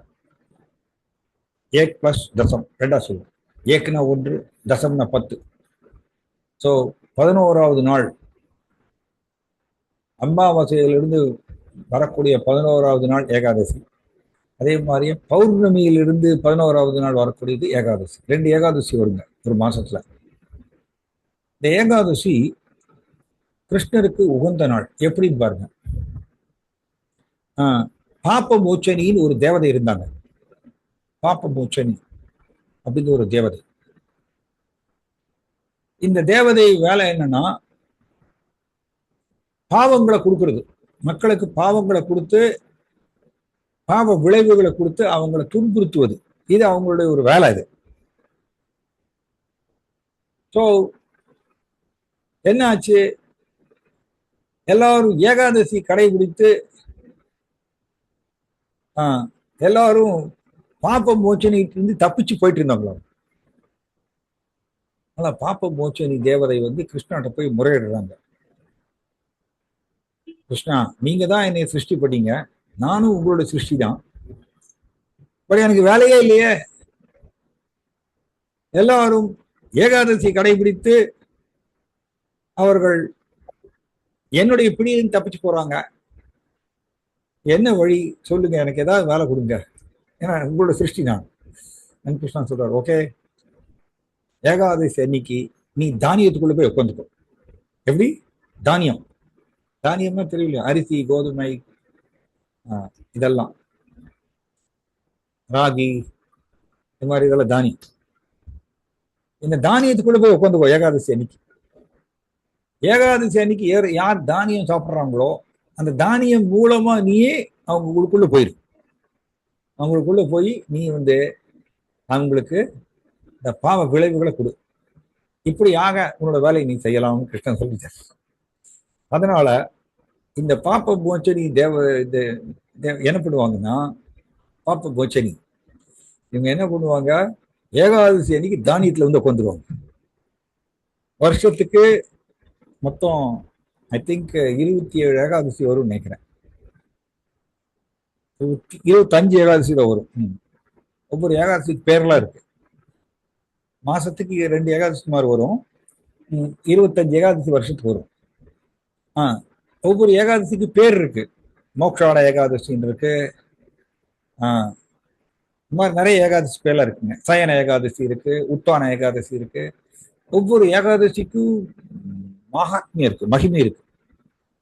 ஸோ பொதுவாக ஹரே கிருஷ்ண இயக்கத்தில் இஸ்கான்ல நம்ம ஏகாதசி எப்படி கடைபிடிப்போம்னா, ஏகாதசி அன்னைக்கு தானியம் சாப்பிட மாட்டோம், தானியம் தொடவே மாட்டோம். இப்போதான் ஏகாதசி 2 நாளைக்கு முன்னாடி வந்தது. ஏகாதசி நம்ம செலிப்ரேட் பண்ணோம், எல்லாரும் கொண்டாடணும். ஏகாதசி அன்னைக்கு அரிசி, கோதுமை, பருப்பு இதெல்லாம் சாப்பிடவே மாட்டோம். அன்னைக்கு பழங்கள் சாப்பிடலாம். எகைன் அதெல்லாம் கிருஷ்ணருக்கு நைவேத்தியம் செய்து பிரசாதமாக அதை எடுத்துக்கொள்வோம். இஸ்கான்ல அப்படிதான். பழங்கள் சாப்பிடலாம், பால் சாப்பிடலாம், இந்த மாதிரிய கிழங்கு, மரவள்ளி கிழங்கு, உருளைக்கிழங்கு இந்த மாதிரி எடுத்துக்கலாம். ஆனால் அதில் தானியம் சேர்க்கக்கூடாது. கடுகு, உளுத்தம்பருப்பு இதெல்லாம் சேர்க்கக்கூடாது. இது மாதிரிய இஸ்கான்ல பக்தர்கள் ஏகாதசி அன்னைக்கு தானியம் இல்லாம அவர்கள் கிருஷ்ணருக்கு நைவேத்தியம் செய்து பிரசாதமாக அவங்க எடுத்துக்கொள்றாங்க. இது பயிற்சி செய்வது ரொம்ப நல்லது. ஏன்னா ஏகாதசி அன்னைக்கு தானியம் சாப்பிட்டீங்கன்னா போச்சு, தானியம் மூலமும் பாப்ப மோச்சனி உள்ள நுழைஞ்சிருவாங்க. எல்லா விதமான பாவ விளைவுகளும் நம்ம எடுத்துக்கொள்வோம். அதனால கஷ்டப்படுவோம், இந்த பாவ விளைவுகளை அனுபவிக்க வேண்டியது. சரிங்களா? ரைட். இந்த கேள்விக்கு நான் பதில் சொல்லிட்டேன். ரைட். வேற யாருக்காவது ஏதாவது கேள்வி இருக்குங்களா? சுபாஷினி மேடம், உங்களுக்கு என்ன கேள்வி?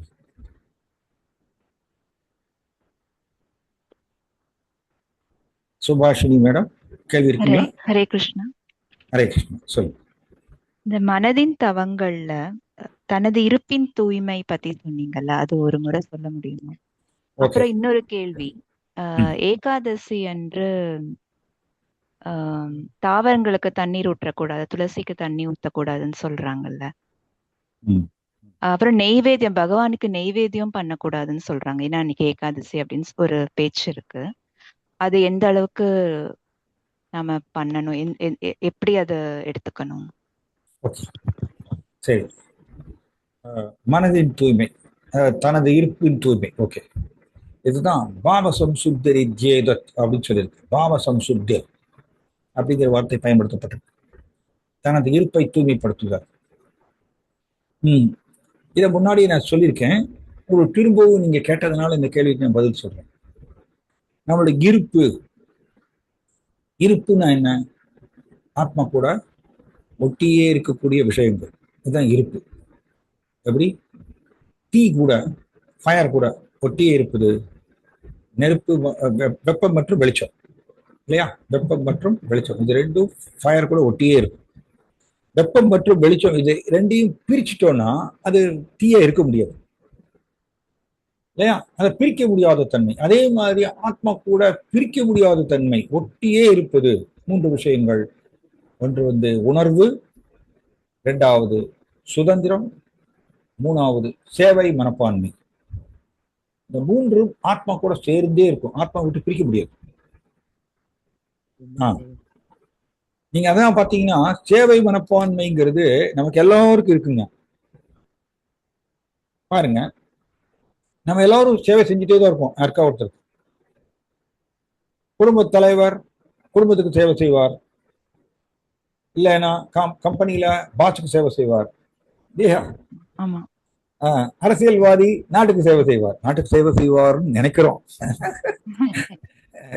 நாட்டுக்கு சேவை செய்வார்னு எதிர்பார்க்கிறோம். ரைட். யாருக்கோ ஒருத்தருக்கு சேவை செஞ்சாகணுங்க. ஒரு ஸ்டூடெண்ட் பெற்றோர்களுக்கு சேவை செய்யணும், ஒரு பிசினஸ் மேன், ஒரு வியாபாரி கஸ்டமருக்கு சேவை செய்யணும், இல்லையா? இப்படி எல்லோருமே யாருக்கா ஒருத்தருக்கு சேவை செஞ்சுட்டே தான் இருக்கும். ஆனால் நம்மளுடைய கட்டுண்ட நிலையில் நாம் சேவை மனிதர்களுக்கு செய்யறோம். ஆனா ஆன்மீக நிலையில், நம்முடைய உண்மையான நிலையில், ஜீவேர சுரபகோய் கிருஷ்ணேர நித்ய தாஸ், ஜீவாத்மாவுடைய உண்மையான நிலை என்னன்னு கேட்டீங்கன்னா கிருஷ்ணவுடைய நித்திய சேவகன். இப்படிதான் சாஸ்திரம் சொல்லுது, கிருஷ்ணவுடைய நித்திய சேவகன். ஸோ கிருஷ்ணருக்கு நித்திய சேவகன், கிருஷ்ணருக்கு நித்தியமாக சேவை செய்வதுதான் என்னுடைய உண்மை நிலை. இப்பொழுது கட்டுண்ட நிலையில் அது திரிந்து போய் நாம் பல மனிதர்களுக்கு சேவை செய்கிறோம். ஆனால் எத்தனை மனிதர்களுக்கு சேவை செய்தாலும் அவர்களை பூரணமாக நம்ம திருப்தி செய்ய முடியாது. கரெக்டுங்களா? நம்ம எத்தனை பேரை நம்ம சேவை செஞ்சாலும் அவங்க ஏதாவது குறை சொல்லுவாங்க, ஏதாவது குறை சொல்லுவாங்க. அப்படிதான் அது.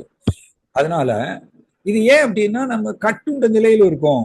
இப்ப பாருங்க, இப்ப நீங்க கேட்ட கேள்விக்கு நான் வரேன். தனது இருப்பை தூய்மைப்படுத்திக் கொள்ளுதல். ஸோ இருப்புன்னு சொன்ன உணர்வு, சேவை மனப்பான்மை, சுதந்திரம், மூணு ஆத்மா கூட சேர்ந்தே இருக்குது. இப்ப இது அசுத்தம் ஆயிடுச்சு. எப்படி அசுத்தம் ஆயிடுச்சுன்னா, சுதந்திரம் நமக்கு எல்லாருக்கும் இருக்கு, குட்டி குட்டி சுதந்திரம் இருக்கு. சுதந்திரத்தை தவறாக பயன்படுத்தி நம்ம எல்லோரும் மாயாவுக்கு சேவை செய்யறோம். நம்ம யாருக்கா ஒருத்தருக்கு சேவை செஞ்சாகணும். ஒன்னா கிருஷ்ணருக்கு சேவை செய்யணும், இல்லைன்னா மாயாவுக்கு சேவை செய்யணும். சேவை செய்யாம யாராலும் இருக்க முடியாது. ஏன்னா நம்முடைய நிலை அது. ஆத்மா கூட ஒட்டியே இருப்பது சேவை மனப்பான்மைன்னு சொல்றதுனால சேவை செஞ்சே தீரடும்.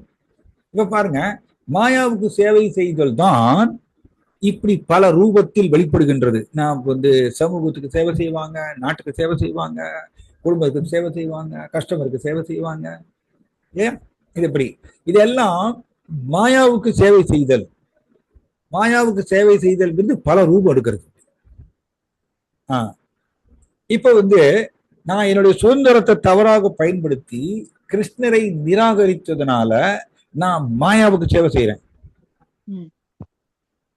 எப்படி மாயாவுக்கு சேவை செய்யறேன்னா, அதுக்கு முன்னாடி நான் கிருஷ்ணரை, சுதந்திரத்தை தவறாக பயன்படுத்தி கிருஷ்ணரை நிராகரித்ததுனால, நான் ஜடத்தை அனுபவிக்கணும்னு ஆசைப்பட்டதுனால கிருஷ்ணா என்ன பண்றாரு? நம்மளுடைய ஒரிஜினல் உணர்வு இருக்கு இல்லையா, ஆத்மா கூட ஒட்டியே இருக்கக்கூடிய ஒரிஜினல் உணர்வு, தெய்வீக உணர்வு, அதிலிருந்து மாயாவை பிரயோகம் பண்ணி ஒரு பிரதிபலித்த உணர்வு உருவாக்குறார். எப்படி சொல்றேன் பாருங்க, ஒரு கிறிஸ்டல் இருக்கு, கிறிஸ்டல் மேல ஒரு லைட்டை பாஸ் பண்ணணும்னு வச்சுக்கோங்க, அதுல இருந்து வரக்கூடிய லைட்ஸ் வந்து கலர் லைட்ஸ் வரும். அதே மாதிரியே ஆத்மா கூட ஒட்டியே இருக்கக்கூடிய ஒரிஜினல் உணர்வு, அது மேல இந்த மாயா என்ன பண்றாங்கன்னா தன்னுடைய தமோ குணத்தை பிரயோகம் பண்ணி அதுல இருந்து ஒரு பிரதிபலித்த உணர்வை உருவாக்குறாங்க. ரெஃப்ளெக்டட் கான்சியஸ்னஸ், பிரதிபலித்த உணர்வு. இந்த பிரதிபலித்த உணர்வுக்கு பேர் தான் பொய் உணர்வுன்னு சொல்றோம். பொய் உணர்வு அல்லது பொய் அகங்காரம்னு சொல்லுவோம். இது ஏன் கிருஷ்ணா இதை உருவாக்குறாருன்னா, நாம தான் ஜடத்தை அனுபவிக்கணும்னு ஆசைப்பட்டோம், கிருஷ்ணாவை நிராகரிச்சுட்டு. ஸோ ஜடத்தை அனுபவிக்கணும்னா எனக்கு ஜட ரீதியான ஒரு அடையாளம் எனக்கு வேணும், அப்பதான் நான் ஜடத்தை அனுபவிக்க முடியும். எல்லா நேரங்களிலும் நான் ஆத்மா அப்படிங்கிறத நான் நினைத்து கொண்டே இருந்தால் ஜடத்தை அனுபவிக்க முடியாது. புரியுதுங்களா? ஏன்னா ஆத்மா ஜடத்து கூட ஒட்டவே ஒட்டாது. எப்படி எண்ணெயும் தண்ணீரையும் சேர்த்து வச்சு எவ்வளவு நீங்க ஒரு டம்ளர்ல விட்டு கலக்கினாலும் எண்ணெயும் தண்ணீரும் சேராது. ஆத்மாவோ தெய்வீக வஸ்து, அது ஜடத்தை சுவைக்க முடியாது. ஆனால் நம்ம எல்லாரும் என்ன பண்ணியிருக்கோம், சுதந்திரத்தை தவறா பயன்படுத்தி ஜடத்தை அனுபவிக்கணும்னு ஆசைப்பட்டதுனால நம்மளுடைய தந்தையாகிய கிருஷ்ணன் என்ன பண்றாரு, தன்னுடைய சக்தியாகிய மாயாவுக்கு ஆணையிடுறாரு. தன்னோட மாயா சக்திக்கு என்ன ஆணையிடுறாருன்னா, நீ வந்து ஒரு பொய் தோற்றத்தை உருவாக்கணும், ஒரு இல்லூஷரி எக்ஸிஸ்டன்ஸ், ஒரு மாய தோற்றத்தை நீ உருவாக்கணும். அதுதான் மாயா சக்தி வந்து எப்படின்னா, மாய தோற்றத்தை உருவாக்குறதுல அவங்க எக்ஸ்பர்ட். அவங்க கிருஷ்ணா அந்த ஆணையிடுறாரு. ஸோ மாயா சக்தி என்ன பண்றாங்கன்னா, தன்னுடைய தமோ குணத்தை நம்மளுடைய ஒரிஜினல் உணர்வு மேல பிரயோகம் பண்ணி ஒரு பிரதிபலித்த உணர்வை உருவாக்குறாங்க. இதுதான் பொய் உணர்வு. இந்த பொய் உணர்வு வந்த உடனே நாம இம்மீடியட்டா யாருக்கு சேவை செய்யறோம்னா மாயாவுக்கு சேவை செய்யறோம். அதாவது இங்க உலகத்துல ஏகப்பட்ட நபர்களுக்கு நம்ம சேவை செய்யறோம். இப்படியாக என்னுடைய இருப்பு மொத்தமும் இப்பொழுது அசுத்தமாயிருச்சு. அதாவது உணர்வுங்கிறது திரிந்து போய் பொய் உணர்வு வந்தாச்சு. சேவை மனப்பான்மைங்கிறது, கிருஷ்ணருக்கு சேவை மனப்பான்மைங்கிறது திரிந்து போய் மாயாவுக்கு சேவை செய்ய ஆரம்பிச்சிட்டோம். அண்ட் என்னுடைய சுதந்திரத்தை நம்ம தவறா பயன்படுத்துவோம். இது மூணுமே இப்ப அசுத்தமாயாச்சு. ஸோ இருப்பு அசுத்தமாயாச்சு. இப்ப இருப்பை தூய்மைப்படுத்திக் கொள்ளுதல் அப்படின்னு நீங்க படிச்சீங்க மனமுடைய தவத்துல. ஆமா. இப்ப இருப்பை தூய்மைப்படுத்திக் கொள்ளுதல்னா இப்ப நான் என்ன செய்யணும்னா, என்னுடைய சுதந்திரத்தை தவறா பயன்படுத்தினதுனாலதான் இருப்பு அசுத்தமாச்சு. இப்ப நான் என்ன பண்ணணும், என்னுடைய சுதந்திரத்தை திரும்பவும் சரியாக பயன்படுத்த வேண்டும். எப்படி சரியாக பயன்படுத்துறதுன்னா, நான் கிருஷ்ணருடைய பின்ன பகுதி, கிருஷ்ணருடைய நித்திய சேவகன், இதான் என்னுடைய உண்மை நிலை. சோ நான் என்ன பண்ணணும், என்னுடைய சுதந்திரத்தை சரியா பயன்படுத்தி கிருஷ்ணருக்கு சேவை செய்யணும். சேவை மனப்பான்மையை கிருஷ்ணரை நோக்கி நான் திருப்ப திருப்ப திருப்ப என்ன ஆகுறது, எல்லா நேரங்களிலும் நான் கிருஷ்ணருக்கு சேவை செய்ய அந்த மாதிரி என்னோட வாழ்க்கையை அமைச்சுட்டேன்னா உள்ள இருக்கக்கூடிய பரமாத்மா கிருஷ்ணா பாக்குற திருப்தி அடைகிறார். அவன் திருப்தி அடைந்து நம்மளுடைய பொய் உணர்வை கலைக்கிறார், டிசால்வ் பண்றார். பொய் உணர்வு கலைஞ்சாச்சுன்னா உள்ள இருக்கக்கூடிய ஒரிஜினல் உணர்வு வெளியில வந்துருது. ஒரிஜினல் உணர்வு என்ன, எல்லோரும் கிருஷ்ணரை நேசிக்கக்கூடிய கெப்பாசிட்டி நமக்கு எல்லாருக்கும் இருக்கு. கிருஷ்ணரை நேசிக்கக்கூடிய தன்மை நமக்கு எல்லாருக்கும் இயல்பா இருக்கு. அதான் ஒரிஜினல் உணர்வு. அது மறைஞ்சிருக்கு, இப்ப அடியில இருக்கு. நான் முன்னாடியே சொன்னேன் நீர் பூத்த நெருப்பு அப்படின்னு. நீர் பூத்த நெருப்புனா நெருப்பு அடியில இருக்கும், மேல சாம்பல் மூடி இருக்கும். இப்ப நம்ம என்ன பண்ணுவோம், இந்த ஓமக்குழல் இருக்கும், ஓமக்குழல் எடுத்து ஊதுவோம். ஊதினோம்னா அந்த சாம்பல்லாம் பறந்து போயிடும். பறந்து போயிடுச்சுன்னா உள்ள இருக்கிற நெருப்பு வெளியில வரும். அதேதான் நமக்கு மேல மூடி இருக்கக்கூடிய பொய் உணர்வு கலையணும். கலைஞ்சாச்சுன்னா உள்ள இருக்கக்கூடிய ஒரிஜினல் உணர்வு வெளியில வந்துடும். அதாவது கிருஷ்ணரை நேசிக்கக்கூடிய தன்மை அது தானே வந்துடும். இதுதான் நம்மளோட ரோல். இப்ப நான் இருப்பை தூய்மைப்படுத்திக் கொள்ளுதல்னா என்னுடைய சுதந்திரத்தை சரியாக பயன்படுத்தி எல்லா நேரங்களிலும் நான் கிருஷ்ணருக்கு சேவை செய்தால் கிருஷ்ண திருப்தி அடைந்து என்னுடைய பொய் உணர்வை கலைக்கிறார். தன் ஒரிஜினல் உணர்வு வெளியில வந்து இயல்பாகவே கிருஷ்ணரை நேசிக்க ஆரம்பிச்சிடும். ஓகேங்களா மேடம்? இதுதான் இருப்பை தூய்மைப்படுத்திக் கொள்ளுதல். அப்புறம் இன்னொரு கேள்வி கேட்டீங்க நீங்க, என்ன கேள்வி? ஏகாதசி அன்னைக்கு பகவானுக்கு நெய்வேத்தியம் ஓகே, பண்ணக்கூடாது, ரைட் ரைட் துளசிக்கு ரைட். நீர் விடக்கூடாது அப்படிலாம் சொல்றாங்க. சோ இது எப்படி பண்ணலாமா ஏகாதசி பண்ணக்கூடாது? ஏகாதசி அன்னைக்கு கிருஷ்ணருக்கு நைவேத்தியம் செய்யணும், கட்டாயம் செய்யணும். ஏன்னா இப்ப நம்ம வந்து எப்படின்னா பக்தர்கள் எப்படின்னா கிருஷ்ணரை தன் வீட்டுல வந்து கிருஷ்ணருடைய விக்கிரகங்களை வைத்து வழிபாடெல்லாம் செய்வாங்க பக்தர்கள். அப்ப எப்படின்னா கிருஷ்ணரை எப்படி அவங்க ட்ரீட் பண்றாங்கன்னா, கிருஷ்ணா வந்து என்னுடைய குடும்பத்துல ஒரு நபர் அப்படிதான் அவங்க ட்ரீட் பண்ணுவாங்க. எப்படி நம்ம எல்லாரும் டெய்லி சாப்பிடணும் இல்லையா, நம்ம எல்லாரும் டெய்லி சாப்பிடணும், சாப்பிடாம இருக்க முடியாது. அதே மாதிரியா கிருஷ்ணரை தன்னுடைய குடும்ப நபராக நினைத்து அவருக்கும் நைவேத்தியம் செய்வாங்க. ஏகாதசி அன்னைக்கும் நம்ம நைவேத்தியம் செய்யணும். மேபி நம்ம ஏகாதசி அன்னைக்கு, ஆனா கிருஷ்ணாவுக்கு ஏகாதசி கிடையாது, நமக்கு தான் ஏகாதசி, கிருஷ்ணாவுக்கு ஏகாதசி கிடையாது. ஏன்னா அவர் முழுமுதற் கடவுள், அவர் பகவான். ஆனால் நாம் வந்து தானியம் சாப்பிடக்கூடாதுனால ஸோ நம்ம கோயில எல்லாம் என்ன பண்ணுவோம்னா, கிருஷ்ணாவுக்கு நாம் வந்து இந்த மாதிரிய இந்த ஜவ்வரிசி, மரவள்ளி இதெல்லாம் தானியம் இல்லாதது, இந்த மாதிரி பதார்த்தங்களை வந்து சமைத்து கிருஷ்ணருக்கு நைவேத்தியம் செய்து அதை நாம் வந்து ஏகாதசி பிரசாதமாக எடுத்துக்கொள்வோம் பக்தர்கள். இப்படி செய்வோம் நம்ம. அதனால கிருஷ்ணாவுக்கு நைவேத்தியம் ஏகாதசி அன்னைக்கு ஏன் செய்யக்கூடாதுன்னு சொன்னாங்கன்னா, தானியம் வந்து கிருஷ்ணருக்கு தானியத்தை நைவேத்தியம் செய்யலாம், கிருஷ்ணாவுக்கு எந்த ரூல்ஸும் கிடையாது. ஆனால் நாம் தானியத்தை சாப்பிட முடியாது ஏகாதசி அன்னைக்கு. அதனால ஏகாதசி அன்னைக்கு நாம் வந்து மரவள்ளி, ஜவ்வரிசி இந்த மாதிரி பதார்த்தங்களை சமைத்து கிருஷ்ணருக்கு நைவேத்தியம் செய்து அதை பிரசாதம் எடுத்துக்கொள்ளலாம், தப்பு கிடையாது. So we are doing like that. அப்படிதான் நம்ம எல்லாரும் பண்றோம் இஸ்கான்ல. ஒன்று. இரண்டாவது, துளசிக்கு தண்ணீர் விடலாமா? துளசிக்கு ஏகாதசி அன்னைக்கு தண்ணீர் விடலாம், தப்பே கிடையாது, தண்ணீர் விடலாம். ஆனா ஏகாதசி அன்னைக்கு துளசி இலைய பறிக்க கூடாது, அதான் பாயிண்ட். துளசி இலைய ஏகாதசி அன்னைக்கு பறிக்க கூடாது, பட் துளசிக்கு தண்ணி விடலாம். Okay madam, right? இந்த கேள்விக்கு பதில் சொல்லிட்டேன்.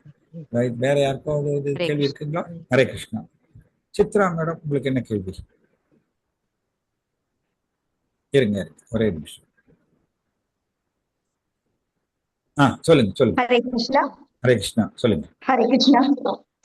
இப்போ அந்த 3 வகையான உணவுல வந்து ஒரு சிலர் தவிர்க்க முடியாம இந்த முட்டை மாதிரி உணவு எடுக்கிறோம். அப்ப டாக்டர்ஸே ரெக்கமெண்ட் பண்ணிடுறாங்க, அதாவது நோய் பாதிப்பு அதிகமா இருந்தா எதிர்ப்பு சக்திக்காக. அப்புறம் சிலர் வந்து முட்டைங்கிறதெல்லாம் வெஜ்ஜுன்னு எல்லாம் சேர்த்திட்டாங்க அப்படிங்கிற மாதிரி எல்லாம் பேச்சு. அப்போ அந்த மாதிரி உணவு எடுக்கிறவங்க கிருஷ்ணர் பக்தரா இருக்கலாமா, மனசு உறுத்திட்டே தான் சாப்பிடணுமா அப்படிங்கிற அவங்க வந்து எப்படி எடுத்துக்கலாம்? இப்போ ஒருத்தர் வெஜ் ஒருத்தர் நான்வெஜ் இருந்தாவே அங்கேயே ஒரு குழப்பம் வந்துருது. அப்புறம் பூஜை ரூம் எல்லாம் கதவை சாத்திட்டு சாமி கும்பிடுறது, இந்த மாதிரி எல்லாம் நடக்குது. நீங்க ஏதாவது ஒரு விளக்கம் சொல்லுங்களேன். ரைட். ஆக்சுவலி முட்டைங்கிறது வெஜ்ஜுங்கிறது கிடையாதுங்க. ஃபர்ஸ்ட் ஆஃப் ஆல் அது நான் உங்களுக்கு அதை கிளியர் பண்றேன். முட்டைங்கிறது வெஜ்ஜு கிடையவே கிடையாது, அது நான்வெஜ் தான். முட்டை சாப்பிடக்கூடாது கட்டாயம். ரைட், இதை ஒன்று முதல்ல நீங்க தெரிஞ்சுக்கணும். இது டாக்டர்ஸ் வந்து இதெல்லாம் சும்மா சாஸ்திரத்தை நம்பாம அவங்க எதோ சொல்றாங்க. நான் முன்னாடி சொன்னேன், சாஸ்திரத்துல நம்பிக்கை இல்லை அப்படின்னா ரஜோகுணம். அதனால மோஸ்ட்லி டாக்டர்ஸ் வந்து சாஸ்திரத்தை படிக்கிறது கிடையாது, பகவத்கீதை பாகவதம் இதெல்லாம் படிக்கிறது இல்லை. ரஜோகுணத்தினுடைய உந்துதலால் அவர்கள் பேஷண்ட்ஸுக்கு, வியாதியஸ்தர்களுக்கு இந்த மாதிரி சிபாரிசு செய்யறாங்க. முட்டை வந்து நோய் எதிர்ப்பு சக்தி இருக்கு. ஆனா நோய் எதிர்ப்பு சக்தி முட்டையில எத்தனையோ விஷயத்துல இருக்குங்க. பிரபுபாதர் என்ன சொல்லுவாருன்னா, நீங்க பால் பால்ல வந்து நோய் எதிர்ப்பு சக்தி எவ்வளவோ இருக்கு நோய் எதிர்ப்பு சக்தி பால்ல. அது வந்து நம்மளுக்கு மனுஷனுக்கு விதிக்கப்பட்ட உணவு. இந்த பாயிண்ட் என்னன்னா, மனுஷனுக்கு விதிக்கப்பட்ட உணவை நாம் சாப்பிடும் பொழுது, அது கிருஷ்ணருக்கு நைவேத்தியம் செய்து அதை நம்ம சாப்பிடும் பொழுது நமக்கு கர்ம வினை வருவதில்லை. ஆனா மனுஷனுக்கு விதிக்கப்படாத உணவை சாப்பிடும் பொழுது கர்ம வினையை நம்ம சேர்த்துக்கிறோம். இப்ப பாருங்க, மற்ற ஜீவராசிகள்லாம் அதுக்கு விதிக்கப்பட்ட உணவை அது சாப்பிடுறது, மனுஷன் மட்டும்தான் மீறுறான். இப்ப பாருங்க, ஃபாரஸ்ட்ல இருக்கக்கூடிய சிங்கம் இங்க வந்து நாட்டுக்குள்ள புகுந்து மனுஷனை கடிச்சு சாப்பிடுறதா? இல்ல, அது பாட்டு அமைதியா ஃபாரஸ்ட்ல இருக்கக்கூடிய மிருகங்களை சாப்பிட்டுட்டு இருக்கு. இப்ப நீங்க எல்லா மான் இருக்கு, மான் வந்து அதுக்கு விதிக்கப்பட்ட உணவு சாப்பிடுது, புல்லு தழை அந்த மாதிரி சாப்பிடுது. ஸோ மற்ற எல்லா ஜீவராசிகளும் கிருஷ்ணருக்கு கீழ்ப்படுகிறாங்க, அதுக்கு விதிக்கப்பட்ட உணவு சாப்பிட்றாங்க. மனுஷன் மட்டும்தான் கிருஷ்ணனுடைய ஆணையை மீறுறான். மனுஷனுக்கு விதிக்கப்பட்ட உணவு மரக்கறி உணவு தான், மரத்திலிருந்து விளையக்கூடிய உணவு தான். ஆனா இவன் வந்து நாக்கினுடைய சுவையை கட்டுப்படுத்த முடியாம விதவிதமா ஏதோ வந்து இட்டுக்கட்டி பண்ணி இதெல்லாம் பண்ணிட்டு இருக்கான். அதனால ப்ராப்ளம், நிறைய ப்ராப்ளம். மாமிசம் சாப்பிட்றதுனால நிறைய விதமான ஹெல்த் ப்ராப்ளம்ஸ் வருதுன்னு விஞ்ஞானிகளும் இதை ஒத்துக்கிறாங்க, நிறைய வருது. ஓகேங்களா? ஸோ இப்போ நீங்க இன்னொன்று கேட்டீங்க, இப்போ குடும்பத்துல வந்து ஒரு சில பேர் வந்து வெஜ்ஜா இருக்காங்க, ஒரு சில பேர் நான் வெஜ்ஜா இருக்காங்க, கொஞ்சம் குழப்பம் வரத்தான் செய்யும். இப்போ நீங்க என்ன பண்ணணும், அவங்களுக்கு வந்து முதல்ல இதை சொல்லிக் கொடுக்கணும், இதை அவங்களுக்கு சொல்லிக் கொடுக்கணும், இந்த ஆன்மீகத்துடைய முக்கியத்துவத்தை அவங்களுக்கு. அதனாலதான் நாங்க என்ன சொல்லுவோம்னா, இந்த மாதிரி 18 நாள் வகுப்பை வந்து குடும்பத்தோட அட்டன் பண்ணுங்கன்னு சொல்லுவோம். குடும்பத்தோட அட்டன் பண்ணீங்கன்னா பெஸ்ட். கணவன் மனைவி 2 பேரும் குடும்பத்தோட அட்டன் பண்ணாங்கன்னா 2 பேருக்குமே இந்த ஒரு அண்டர்ஸ்டாண்டிங் வந்துடும், காமன் அண்டர்ஸ்டாண்டிங் வந்துடும். 2 பேருமே ஆன்மீகத்தை பயிற்சி செய்வதற்கு சாதகமா இருக்கும். அப்படிதான் நாங்க சொல்லுவோம். பட் ஒருத்தர் அட்டன் பண்ணிட்டு இன்னொருத்தர் அட்டன் பண்ணலைன்னா தான் ப்ராப்ளம். ஸோ நீங்க என்ன பண்ணணும், உங்க குடும்பத்தவர்களுக்கு சொல்லிக் கொடுக்கணும், நீங்க கேட்ட தத்துவங்களை எல்லாம் சொல்லிக் கொடுத்து. மாமிசம் சாப்பிட்ற, மாம்சம்னா என்ன அர்த்தம், மாமிசம்னா மாம்சக கடதி இதி மாம்சக அப்படின்னு சொல்லியிருக்கு சாஸ்திரத்தை. மாம்சக அப்படின்னு என்ன அர்த்தம்னா, ஒரு மிருகத்தை, இப்ப சப்போஸ் ஒரு ஆடு இருக்குன்னு வச்சுக்கோங்க, ஒரு ஆடு வந்து அது ஒரு 15 வருஷம் வாழறது வச்சுக்கோங்க உதாரணத்துக்கு. 15 வருஷம் வாழக்கூடிய ஆடை வந்து 8 வருஷத்துலயே ஒருத்தர் அதை வெட்டுறாருன்னு வச்சுக்கோங்க. அதனுடைய 7 வருஷம் வளர்ச்சியை தடுக்கிறோம். தடுக்கும் பொழுது நம்ம என்ன ஆகும்னா, நாம் அடுத்த ஜென்மத்துல நாம் ஆடா மாறுவோம், அது வந்து மனுஷனா மாறி நம்மளை வெட்டும். இதான் மாம்சக, நான் அதுவாக மாறுதல். ஸோ நாம் எந்த மிருகத்தை நம்ம வெட்டுறோமோ அதனுடைய வளர்ச்சியை தடுக்கிறதுனால நாம் அந்த மிருகமா மாறுவோம், அது நம்மளை வெட்டும் அடுத்த ஜென்மத்தில். இது தெரிஞ்சோன்னா மனுஷன் மாமிசம் சாப்பிட மாட்டான். அதனால வீட்டில் இருக்கிறவங்களுக்கு ஒருத்தர் வெஜ்ஜு இன்னொருத்தர் நான்வெஜ் அப்படின்னா, நான்வெஜ் சாப்பிட்றவங்களுக்கு இந்த தத்துவங்களை எல்லாம் சொல்லி கொடுத்து அவர்களை திருத்துறது தான் பெஸ்ட், திருத்துறது தான் பெஸ்ட். இல்லைன்னா என்ன பண்ணணும், சில வீடுகள் எல்லாம் என்ன பண்றாங்க, நான்வெஜ் சமைக்கிறவங்க அவங்க தனியா சமைச்சுக்கிட்டோம், வெஜ் சமைக்கிறவங்க தனியா அப்படி இருக்காங்க. அந்த மாதிரி ஏதோ ஏற்பாடு பண்ணிக்க வேண்டியதுதான், வேற ஆப்ஷன் கிடையாது. ரைட்? ஒரு ஆப்ஷன் அவங்களையும் கன்வின்ஸ் பண்ணி ஆன்மீகத்துக்கு கொண்டு வந்துட்டா பெஸ்ட், இல்லைன்னா அவர்களை தனியா சமைக்க சொல்லுது. ஓகே, கிருஷ்ணர் மணி பாருங்களா, நம்ம கிருஷ்ணர் பக்தியா இருக்கலாமா? அதுதான் நான் சொன்னேன். இது வந்து நான் முன்னாடியே சொன்னேன், கிருஷ்ணருடைய பக்தரா இருக்கணும்னா நாம் மாமிசத்தை விடுறது நல்லது. ஏன்னா இப்ப பாருங்க, ஒரு சைடு நம்ம தண்ணி விட்டுட்டு இன்னொரு சைடு ஃபயர் எரியுது, ஒரு சைடு இன்னொரு சைடு தண்ணி விடுற மாதிரியா. ஒரு சைடு நம்ம ஆன்மீகத்தை பயிற்சி செஞ்சுட்டு இன்னொரு சைடு நம்ம மாமிசத்தை சாப்பிட்டு வச்சுக்கோங்க, மாமிசத்தை சாப்பிட சாப்பிட கர்ப்பவினை ஏறிட்டே இருக்கும். கர்ப்பவினை, இன்னொன்னு கர்ப்பவினை மட்டும் இல்ல, நம்ம இங்க பார்த்தோம், மாமிசத்தை சாப்பிட சாப்பிட தமோ குணம் அதிகரிக்கும். நமக்குள்ள தமோ குணம் அதிகரிக்க அதிகரிக்க கிருஷ்ணன் பக்தியை பயிற்சி செய்யறதுக்கு உண்டான ஆர்வம் வராது. இந்த தமோ குணம் என்ன பண்ணும், கீழே இறக்கிடும், நம்மளுக்கு ஆர்வம், ஆன்மீக ஆர்வம் வராது. சத்துவகுணம் இருந்தாதான் ஆன்மீக பயிற்சி செய்யுங்கிற ஆர்வம் வரும், குணங்களுடைய தாக்குதல் இது. அதனால நம்ம மாமிசத்தை சாப்பிட்டுட்டு கிருஷ்ண பக்தியா இருக்கிறதுங்கிறது கஷ்டம், முடியாத காரியம். கிருஷ்ண பக்தியை பயிற்சி செய்வதற்கு ஆர்வம் வராது. வேற விதமா சொல்லணும்னா, கிருஷ்ண பக்தியை பயிற்சி செஞ்சாலே ஒரு சில நாட்கள்லயே அவர்கள் மாமிசம் சாப்பிட்றத விட்டுருவாங்க. அதை நான் நிறைய என்னுடைய பிரச்சாரத்தில் நான் நிறைய பார்த்துருக்கேன். ஓகேங்களா? பெட்டர் நான்வெஜ்ஜை விட்டு மாமிசத்தை விட்டுறது தான் நல்லது, கிருஷ்ண பக்திக்கு அதான் சாதகமானது. ஓகேங்களா? ரைட்? ஹரே கிருஷ்ணா. ஹரே கிருஷ்ணா. முருகேசன் கண்ணப்பன் சார், உங்களுக்கு என்ன கேள்வி? முருகேசன் கண்ணப்பன் சார். குருஜி, ஹரே கிருஷ்ணா. சொல்லுங்க. எனக்கு போன வகுப்போட கொஸ்டின் வரல குருஜி, வாட்ஸ்அப்ல. அப்படியா? போன வகுப்போட கொஸ்டின் மாதாஜி. ஹரே கிருஷ்ணா மாதாஜி. ஜி ஹரே கிருஷ்ணா பிரபு. இங்க நேத்தியோட கொஸ்டின் வரலன்னு சொல்றாங்க இவங்க. ஓகே பிரபு, அது என்னன்னு நாங்க செக் பண்றோம் பிரபு. செக் பண்ணி குரூப்ல ஷேர் பண்றோம் பிரபு. சரி, நேத்திக்கோட கொஸ்டின் உங்களுக்கு குரூப்ல அனுப்பிச்சிருவாங்க சார். சரிங்க ஜி. ஜி இன்னொரு கொஸ்டின் ஜி. சொல்லுங்க. இந்த நம்ம யாருக்குமே வரலன்னு சொல்றாங்க. அவங்க நேத்தியோட கொஸ்டின் என்னங்கிறது பார்த்து குரூப்ல அவங்க ஷேர் பண்ணிடுவாங்க இந்த மாதாஜி. ஓகே, என்ன கொஸ்டின் உங்களுக்கு? நம்ம இந்து கடவுள்ல கற்பூராயன், முனீஸ்வரன், அம்மன் இந்த கோயில்கள்லாம் வந்து அந்த கெடா வெட்டுறாங்க. அதெல்லாம் நம்ம அதுல கலந்துக்கலாமா, சாப்பிடலாமா? அது இந்து சாமி தான். இல்ல இல்ல, ஆக்சுவலி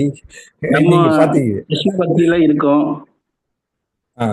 நீங்க பாத்தீங்கன்னா இது எல்லாமே நமக்கு வந்து சாஸ்திரத்துல வந்து சிபாரிசு செய்யப்படவில்லை. நான் தான் முன்னாடியே சொன்னேன், மனுஷன் வந்து அவருக்கு விதிக்கப்பட்ட உணவு மரக்கறி உணவு தான். காய்கறி, தானியம், பழங்கள், பால் பொருட்கள், இதுதான் மனுஷனுடைய உடல் அமைப்பே அப்படிதாங்க. நம்மளுடைய பற்கள் பார்த்தீங்கன்னா கூரிய பற்கள் கிடையாது, ரைட்? இப்ப நீங்க சிங்கம் பார்த்தீங்கன்னா, சிங்கத்துடைய பல் பார்த்திருக்கீங்களா? ரொம்ப கூரிய பல், ரொம்ப கூரிய பல். கிருஷ்ணாவுடைய சிருஷ்டி அப்படி. அதனால அது வந்து ஒரு ஓடக்கூடிய மானையோ முயலையோ அப்படி கடிச்சு, அந்த கூரிய பல்னால கடிச்சு சாப்பிட்ற அளவுக்கு அந்த பற்கள் கிருஷ்ணா அமைச்சிருக்காரு. ஒன்று. ரெண்டாவது, அதனுடைய குடல் வந்து ரொம்ப குறுகிய குடல், ரைட்? அதனால அது அப்படி. நமக்கு பார்த்தீங்கன்னா நம்மளுடைய பல் வந்து ஈவன் விஞ்ஞான ரீதியா நான் சொல்றேன், நம்முடைய பல் வந்து கூரிய பல் கிடையாது. ஒண்ணு. இந்த மாமிசத்தை வந்து நீங்க பார்த்தீங்கன்னா மாமிசம் சாப்பிட்றவங்க அதை சமைச்சுதான் சாப்பிடுவாங்க, அப்படியே பச்சையா சாப்பிட முடியுமா? எனக்கு தெரியல, நான் சின்ன வயசுல இருந்து நான் மாமிசத்தை பார்த்ததே கிடையாது, தொட்டதுக்கு சாப்பிட்டது கிடையாது, அதனால எனக்கு தெரியல.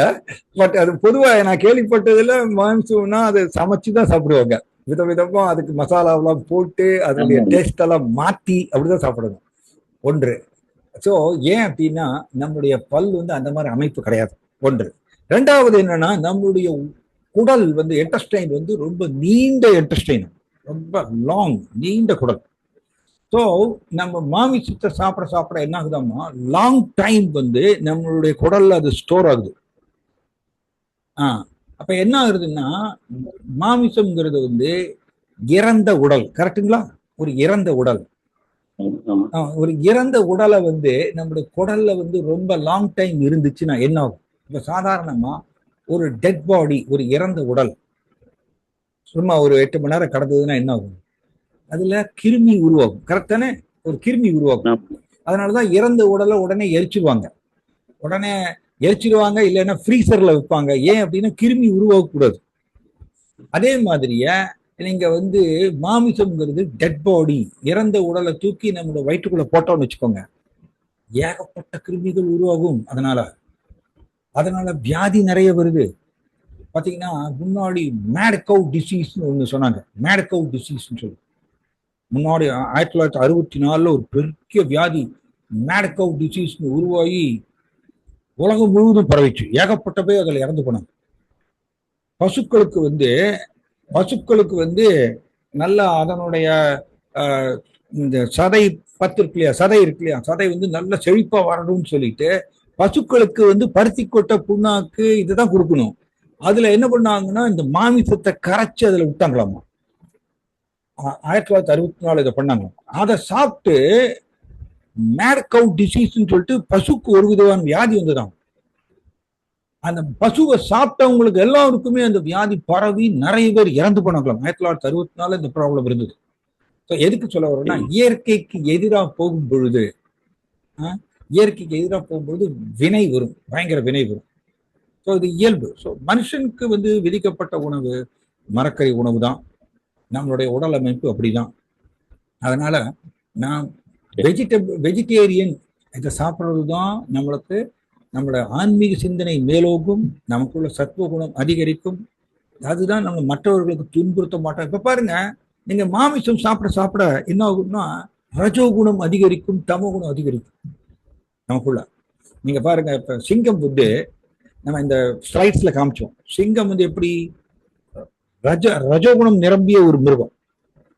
ஏன்னா அது ஆக்ரோஷமா பயங்கர கோபத்துல அது ஓடி போய் மானை வந்து துரத்தி அதை கடிச்சு சாப்பிடும் இல்லையா? ஸோ ஏன்னா அது அவ்வளவு ரஜோகுணம் நிரம்பியது. அதே மாதிரியே நாமும் ஒரு மற்ற மிருகத்தை கொன்று அதை நம்ம சாப்பிடும் பொழுது நமக்கும் ரஜோகுணம் உள்ள ஏறும். ரஜோகுணம் ஏற ஏற இந்த மாதிரி சாஸ்திரங்களை எல்லாம் படிக்கிறதுக்கு ஆர்வம் வராது, கற்றுக்கொள்றதுக்கு ஆர்வம் வராது. இப்ப மற்றவர்களை வந்து கெடுக்கிறதுக்கு, மற்றவர்களை துன்புறுத்துறதுக்கு, சூழ்ச்சி பண்றதுக்கு இந்த மாதிரி சிந்தனையெல்லாம் மேலோக்கும். அக்ரஸிவ்னஸ் சொல்லுவோம் இங்கிலீஷ்ல, அக்ரஸிவ்னஸ் இதெல்லாம் அதிகமாகும். ஏன் அப்படின்னா மாம்சம் சாப்பிட்றதுனால. அதனால நம்மளுடைய இந்து வழிபாடுல வந்து கெடா வெட்டுறது அப்படிங்கிறது எல்லாமே மனுஷனா உருவாக்கின ஒரு வழிபாடு இதெல்லாம். பட் சாஸ்திரத்துல பகவத்கீதையில கிருஷ்ணன் என்ன சொல்லியிருக்காரு தெரியுமா? என்ன சொல்லியிருக்காரு பாருங்க. பத்திரம் புஷ்பம் ஃபலம் தோயம் யோமே பக்தியா பிரயச்சதி ததகம் பக்தி உபகிருதம் அஸ்னாமி பிரயதாத்மனக. அர்த்தம் என்னன்னா, இலையோ, இந்த 9வது அத்தியாயத்துல நீங்க படிச்சிருப்பீங்க, இலையோ பழமோ பூவோ தண்ணீரோ யார் ஒருவர் எனக்கு அன்புடன் கொடுக்கின்றாரோ அதை நான் ஏற்றுக்கொள்கின்றேன்னு சொல்றேன். இதற்கு ஆச்சாரியர்கள் என்ன விளக்கம் கொடுக்குறாங்கன்னா, இலைனா துளசி இலையாமா, பழம் அப்படின்னா வாழைப்பழம். அண்ட் பழம்ங்கிறதுக்கு இன்னொரு விதமாகவும் சொல்லலாம். பழம்ங்கிறது வந்து அதுல தானியங்கள் அதுல வருது. எப்படின்னா இப்ப பாருங்க, நீங்க கேட்டதுனால இதெல்லாம் நான் சொல்றேன். ஒரு எலுமிச்சம்பழ செடி இருக்குங்க, எலுமிச்சம்பழ செடி, அதனுடைய கடைசி நிலை என்ன? எலுமிச்சம்பழம். இங்க கிருஷ்ணா என்ன கேட்கிறாரு, இலையோ பழவோ பூவோ தண்ணீரோ. இந்த பழம்ங்கிறது வந்து ஒரு செடியினுடைய கடைசி நிலை, இதுதான் பழம். இப்ப அரிசி செடி இருக்கு, நெல்லு செடியுடைய கடைசி நிலை என்ன? நெல், தானியம். அதுவும் அதுல பழம்ங்கிற வகையில வருது. சோ இப்ப கிருஷ்ணா என்ன கேட்கிறாருன்னா, இலையோ பழமோ பூவோ தண்ணீரோ இதைதான் அவர் கேட்கிறார். அவர் எனக்கு மாம்சம் கொடு, எனக்கு மீன் கொடு, எனக்கு இறைச்சி கொடுன்னு கேட்கல. பகவத்கீதையில எங்கேயுமே சொல்லல. அவர் இலையோ பழமோ பூவோ தண்ணீரோ தான் கேட்கிறார். அதனால மனுஷன் தான் தன்னுடைய நாக்கு சுவையை கட்டுப்படுத்த முடியாம அவன் வந்து இந்த மாதிரி விதவிதமா உருவாக்கி உற்பத்தி செய்து அது வந்து இதை இந்து வழிபாடுன்னு சொல்லி இந்த மாதிரி பண்ணிட்டு இருக்கான். ஆனா ப்ராப்ளம் என்னன்னா, கர்ம வினையில மாட்டிப்போம். கர்ம வினை பின்னாடி துன்புறுத்தும். ஓகேங்களா சார்? ஓகே, சரிங்க சார். உங்க கேள்வி சொல்லிட்டேன். நன்றி. ஹரே கிருஷ்ணா. வேற யாருக்காவது ஏதாவது கேள்வி இருக்குங்களா? ஓகே, வேற யாருக்கும் என்ன கேள்வி இல்லைன்னா நீங்க முடிச்சுக்கலாம். நாளைக்கு கடைசி நாள் 18வது அத்தியாயம். அண்ட் அதுக்கப்புறம் உங்களுக்கு தொடர் வகுப்பு பத்தி உங்களுக்கு அனௌன்ஸ் பண்ணுவாங்க, நாளைக்கு சொல்லுவாங்க, அது ஆர்கனைசர்ஸ் அதை சொல்லுவாங்க. தேங்க்யூ. ஹரே கிருஷ்ணா. ஹரே கிருஷ்ணா. இங்க முடிச்சுக்கலாம்.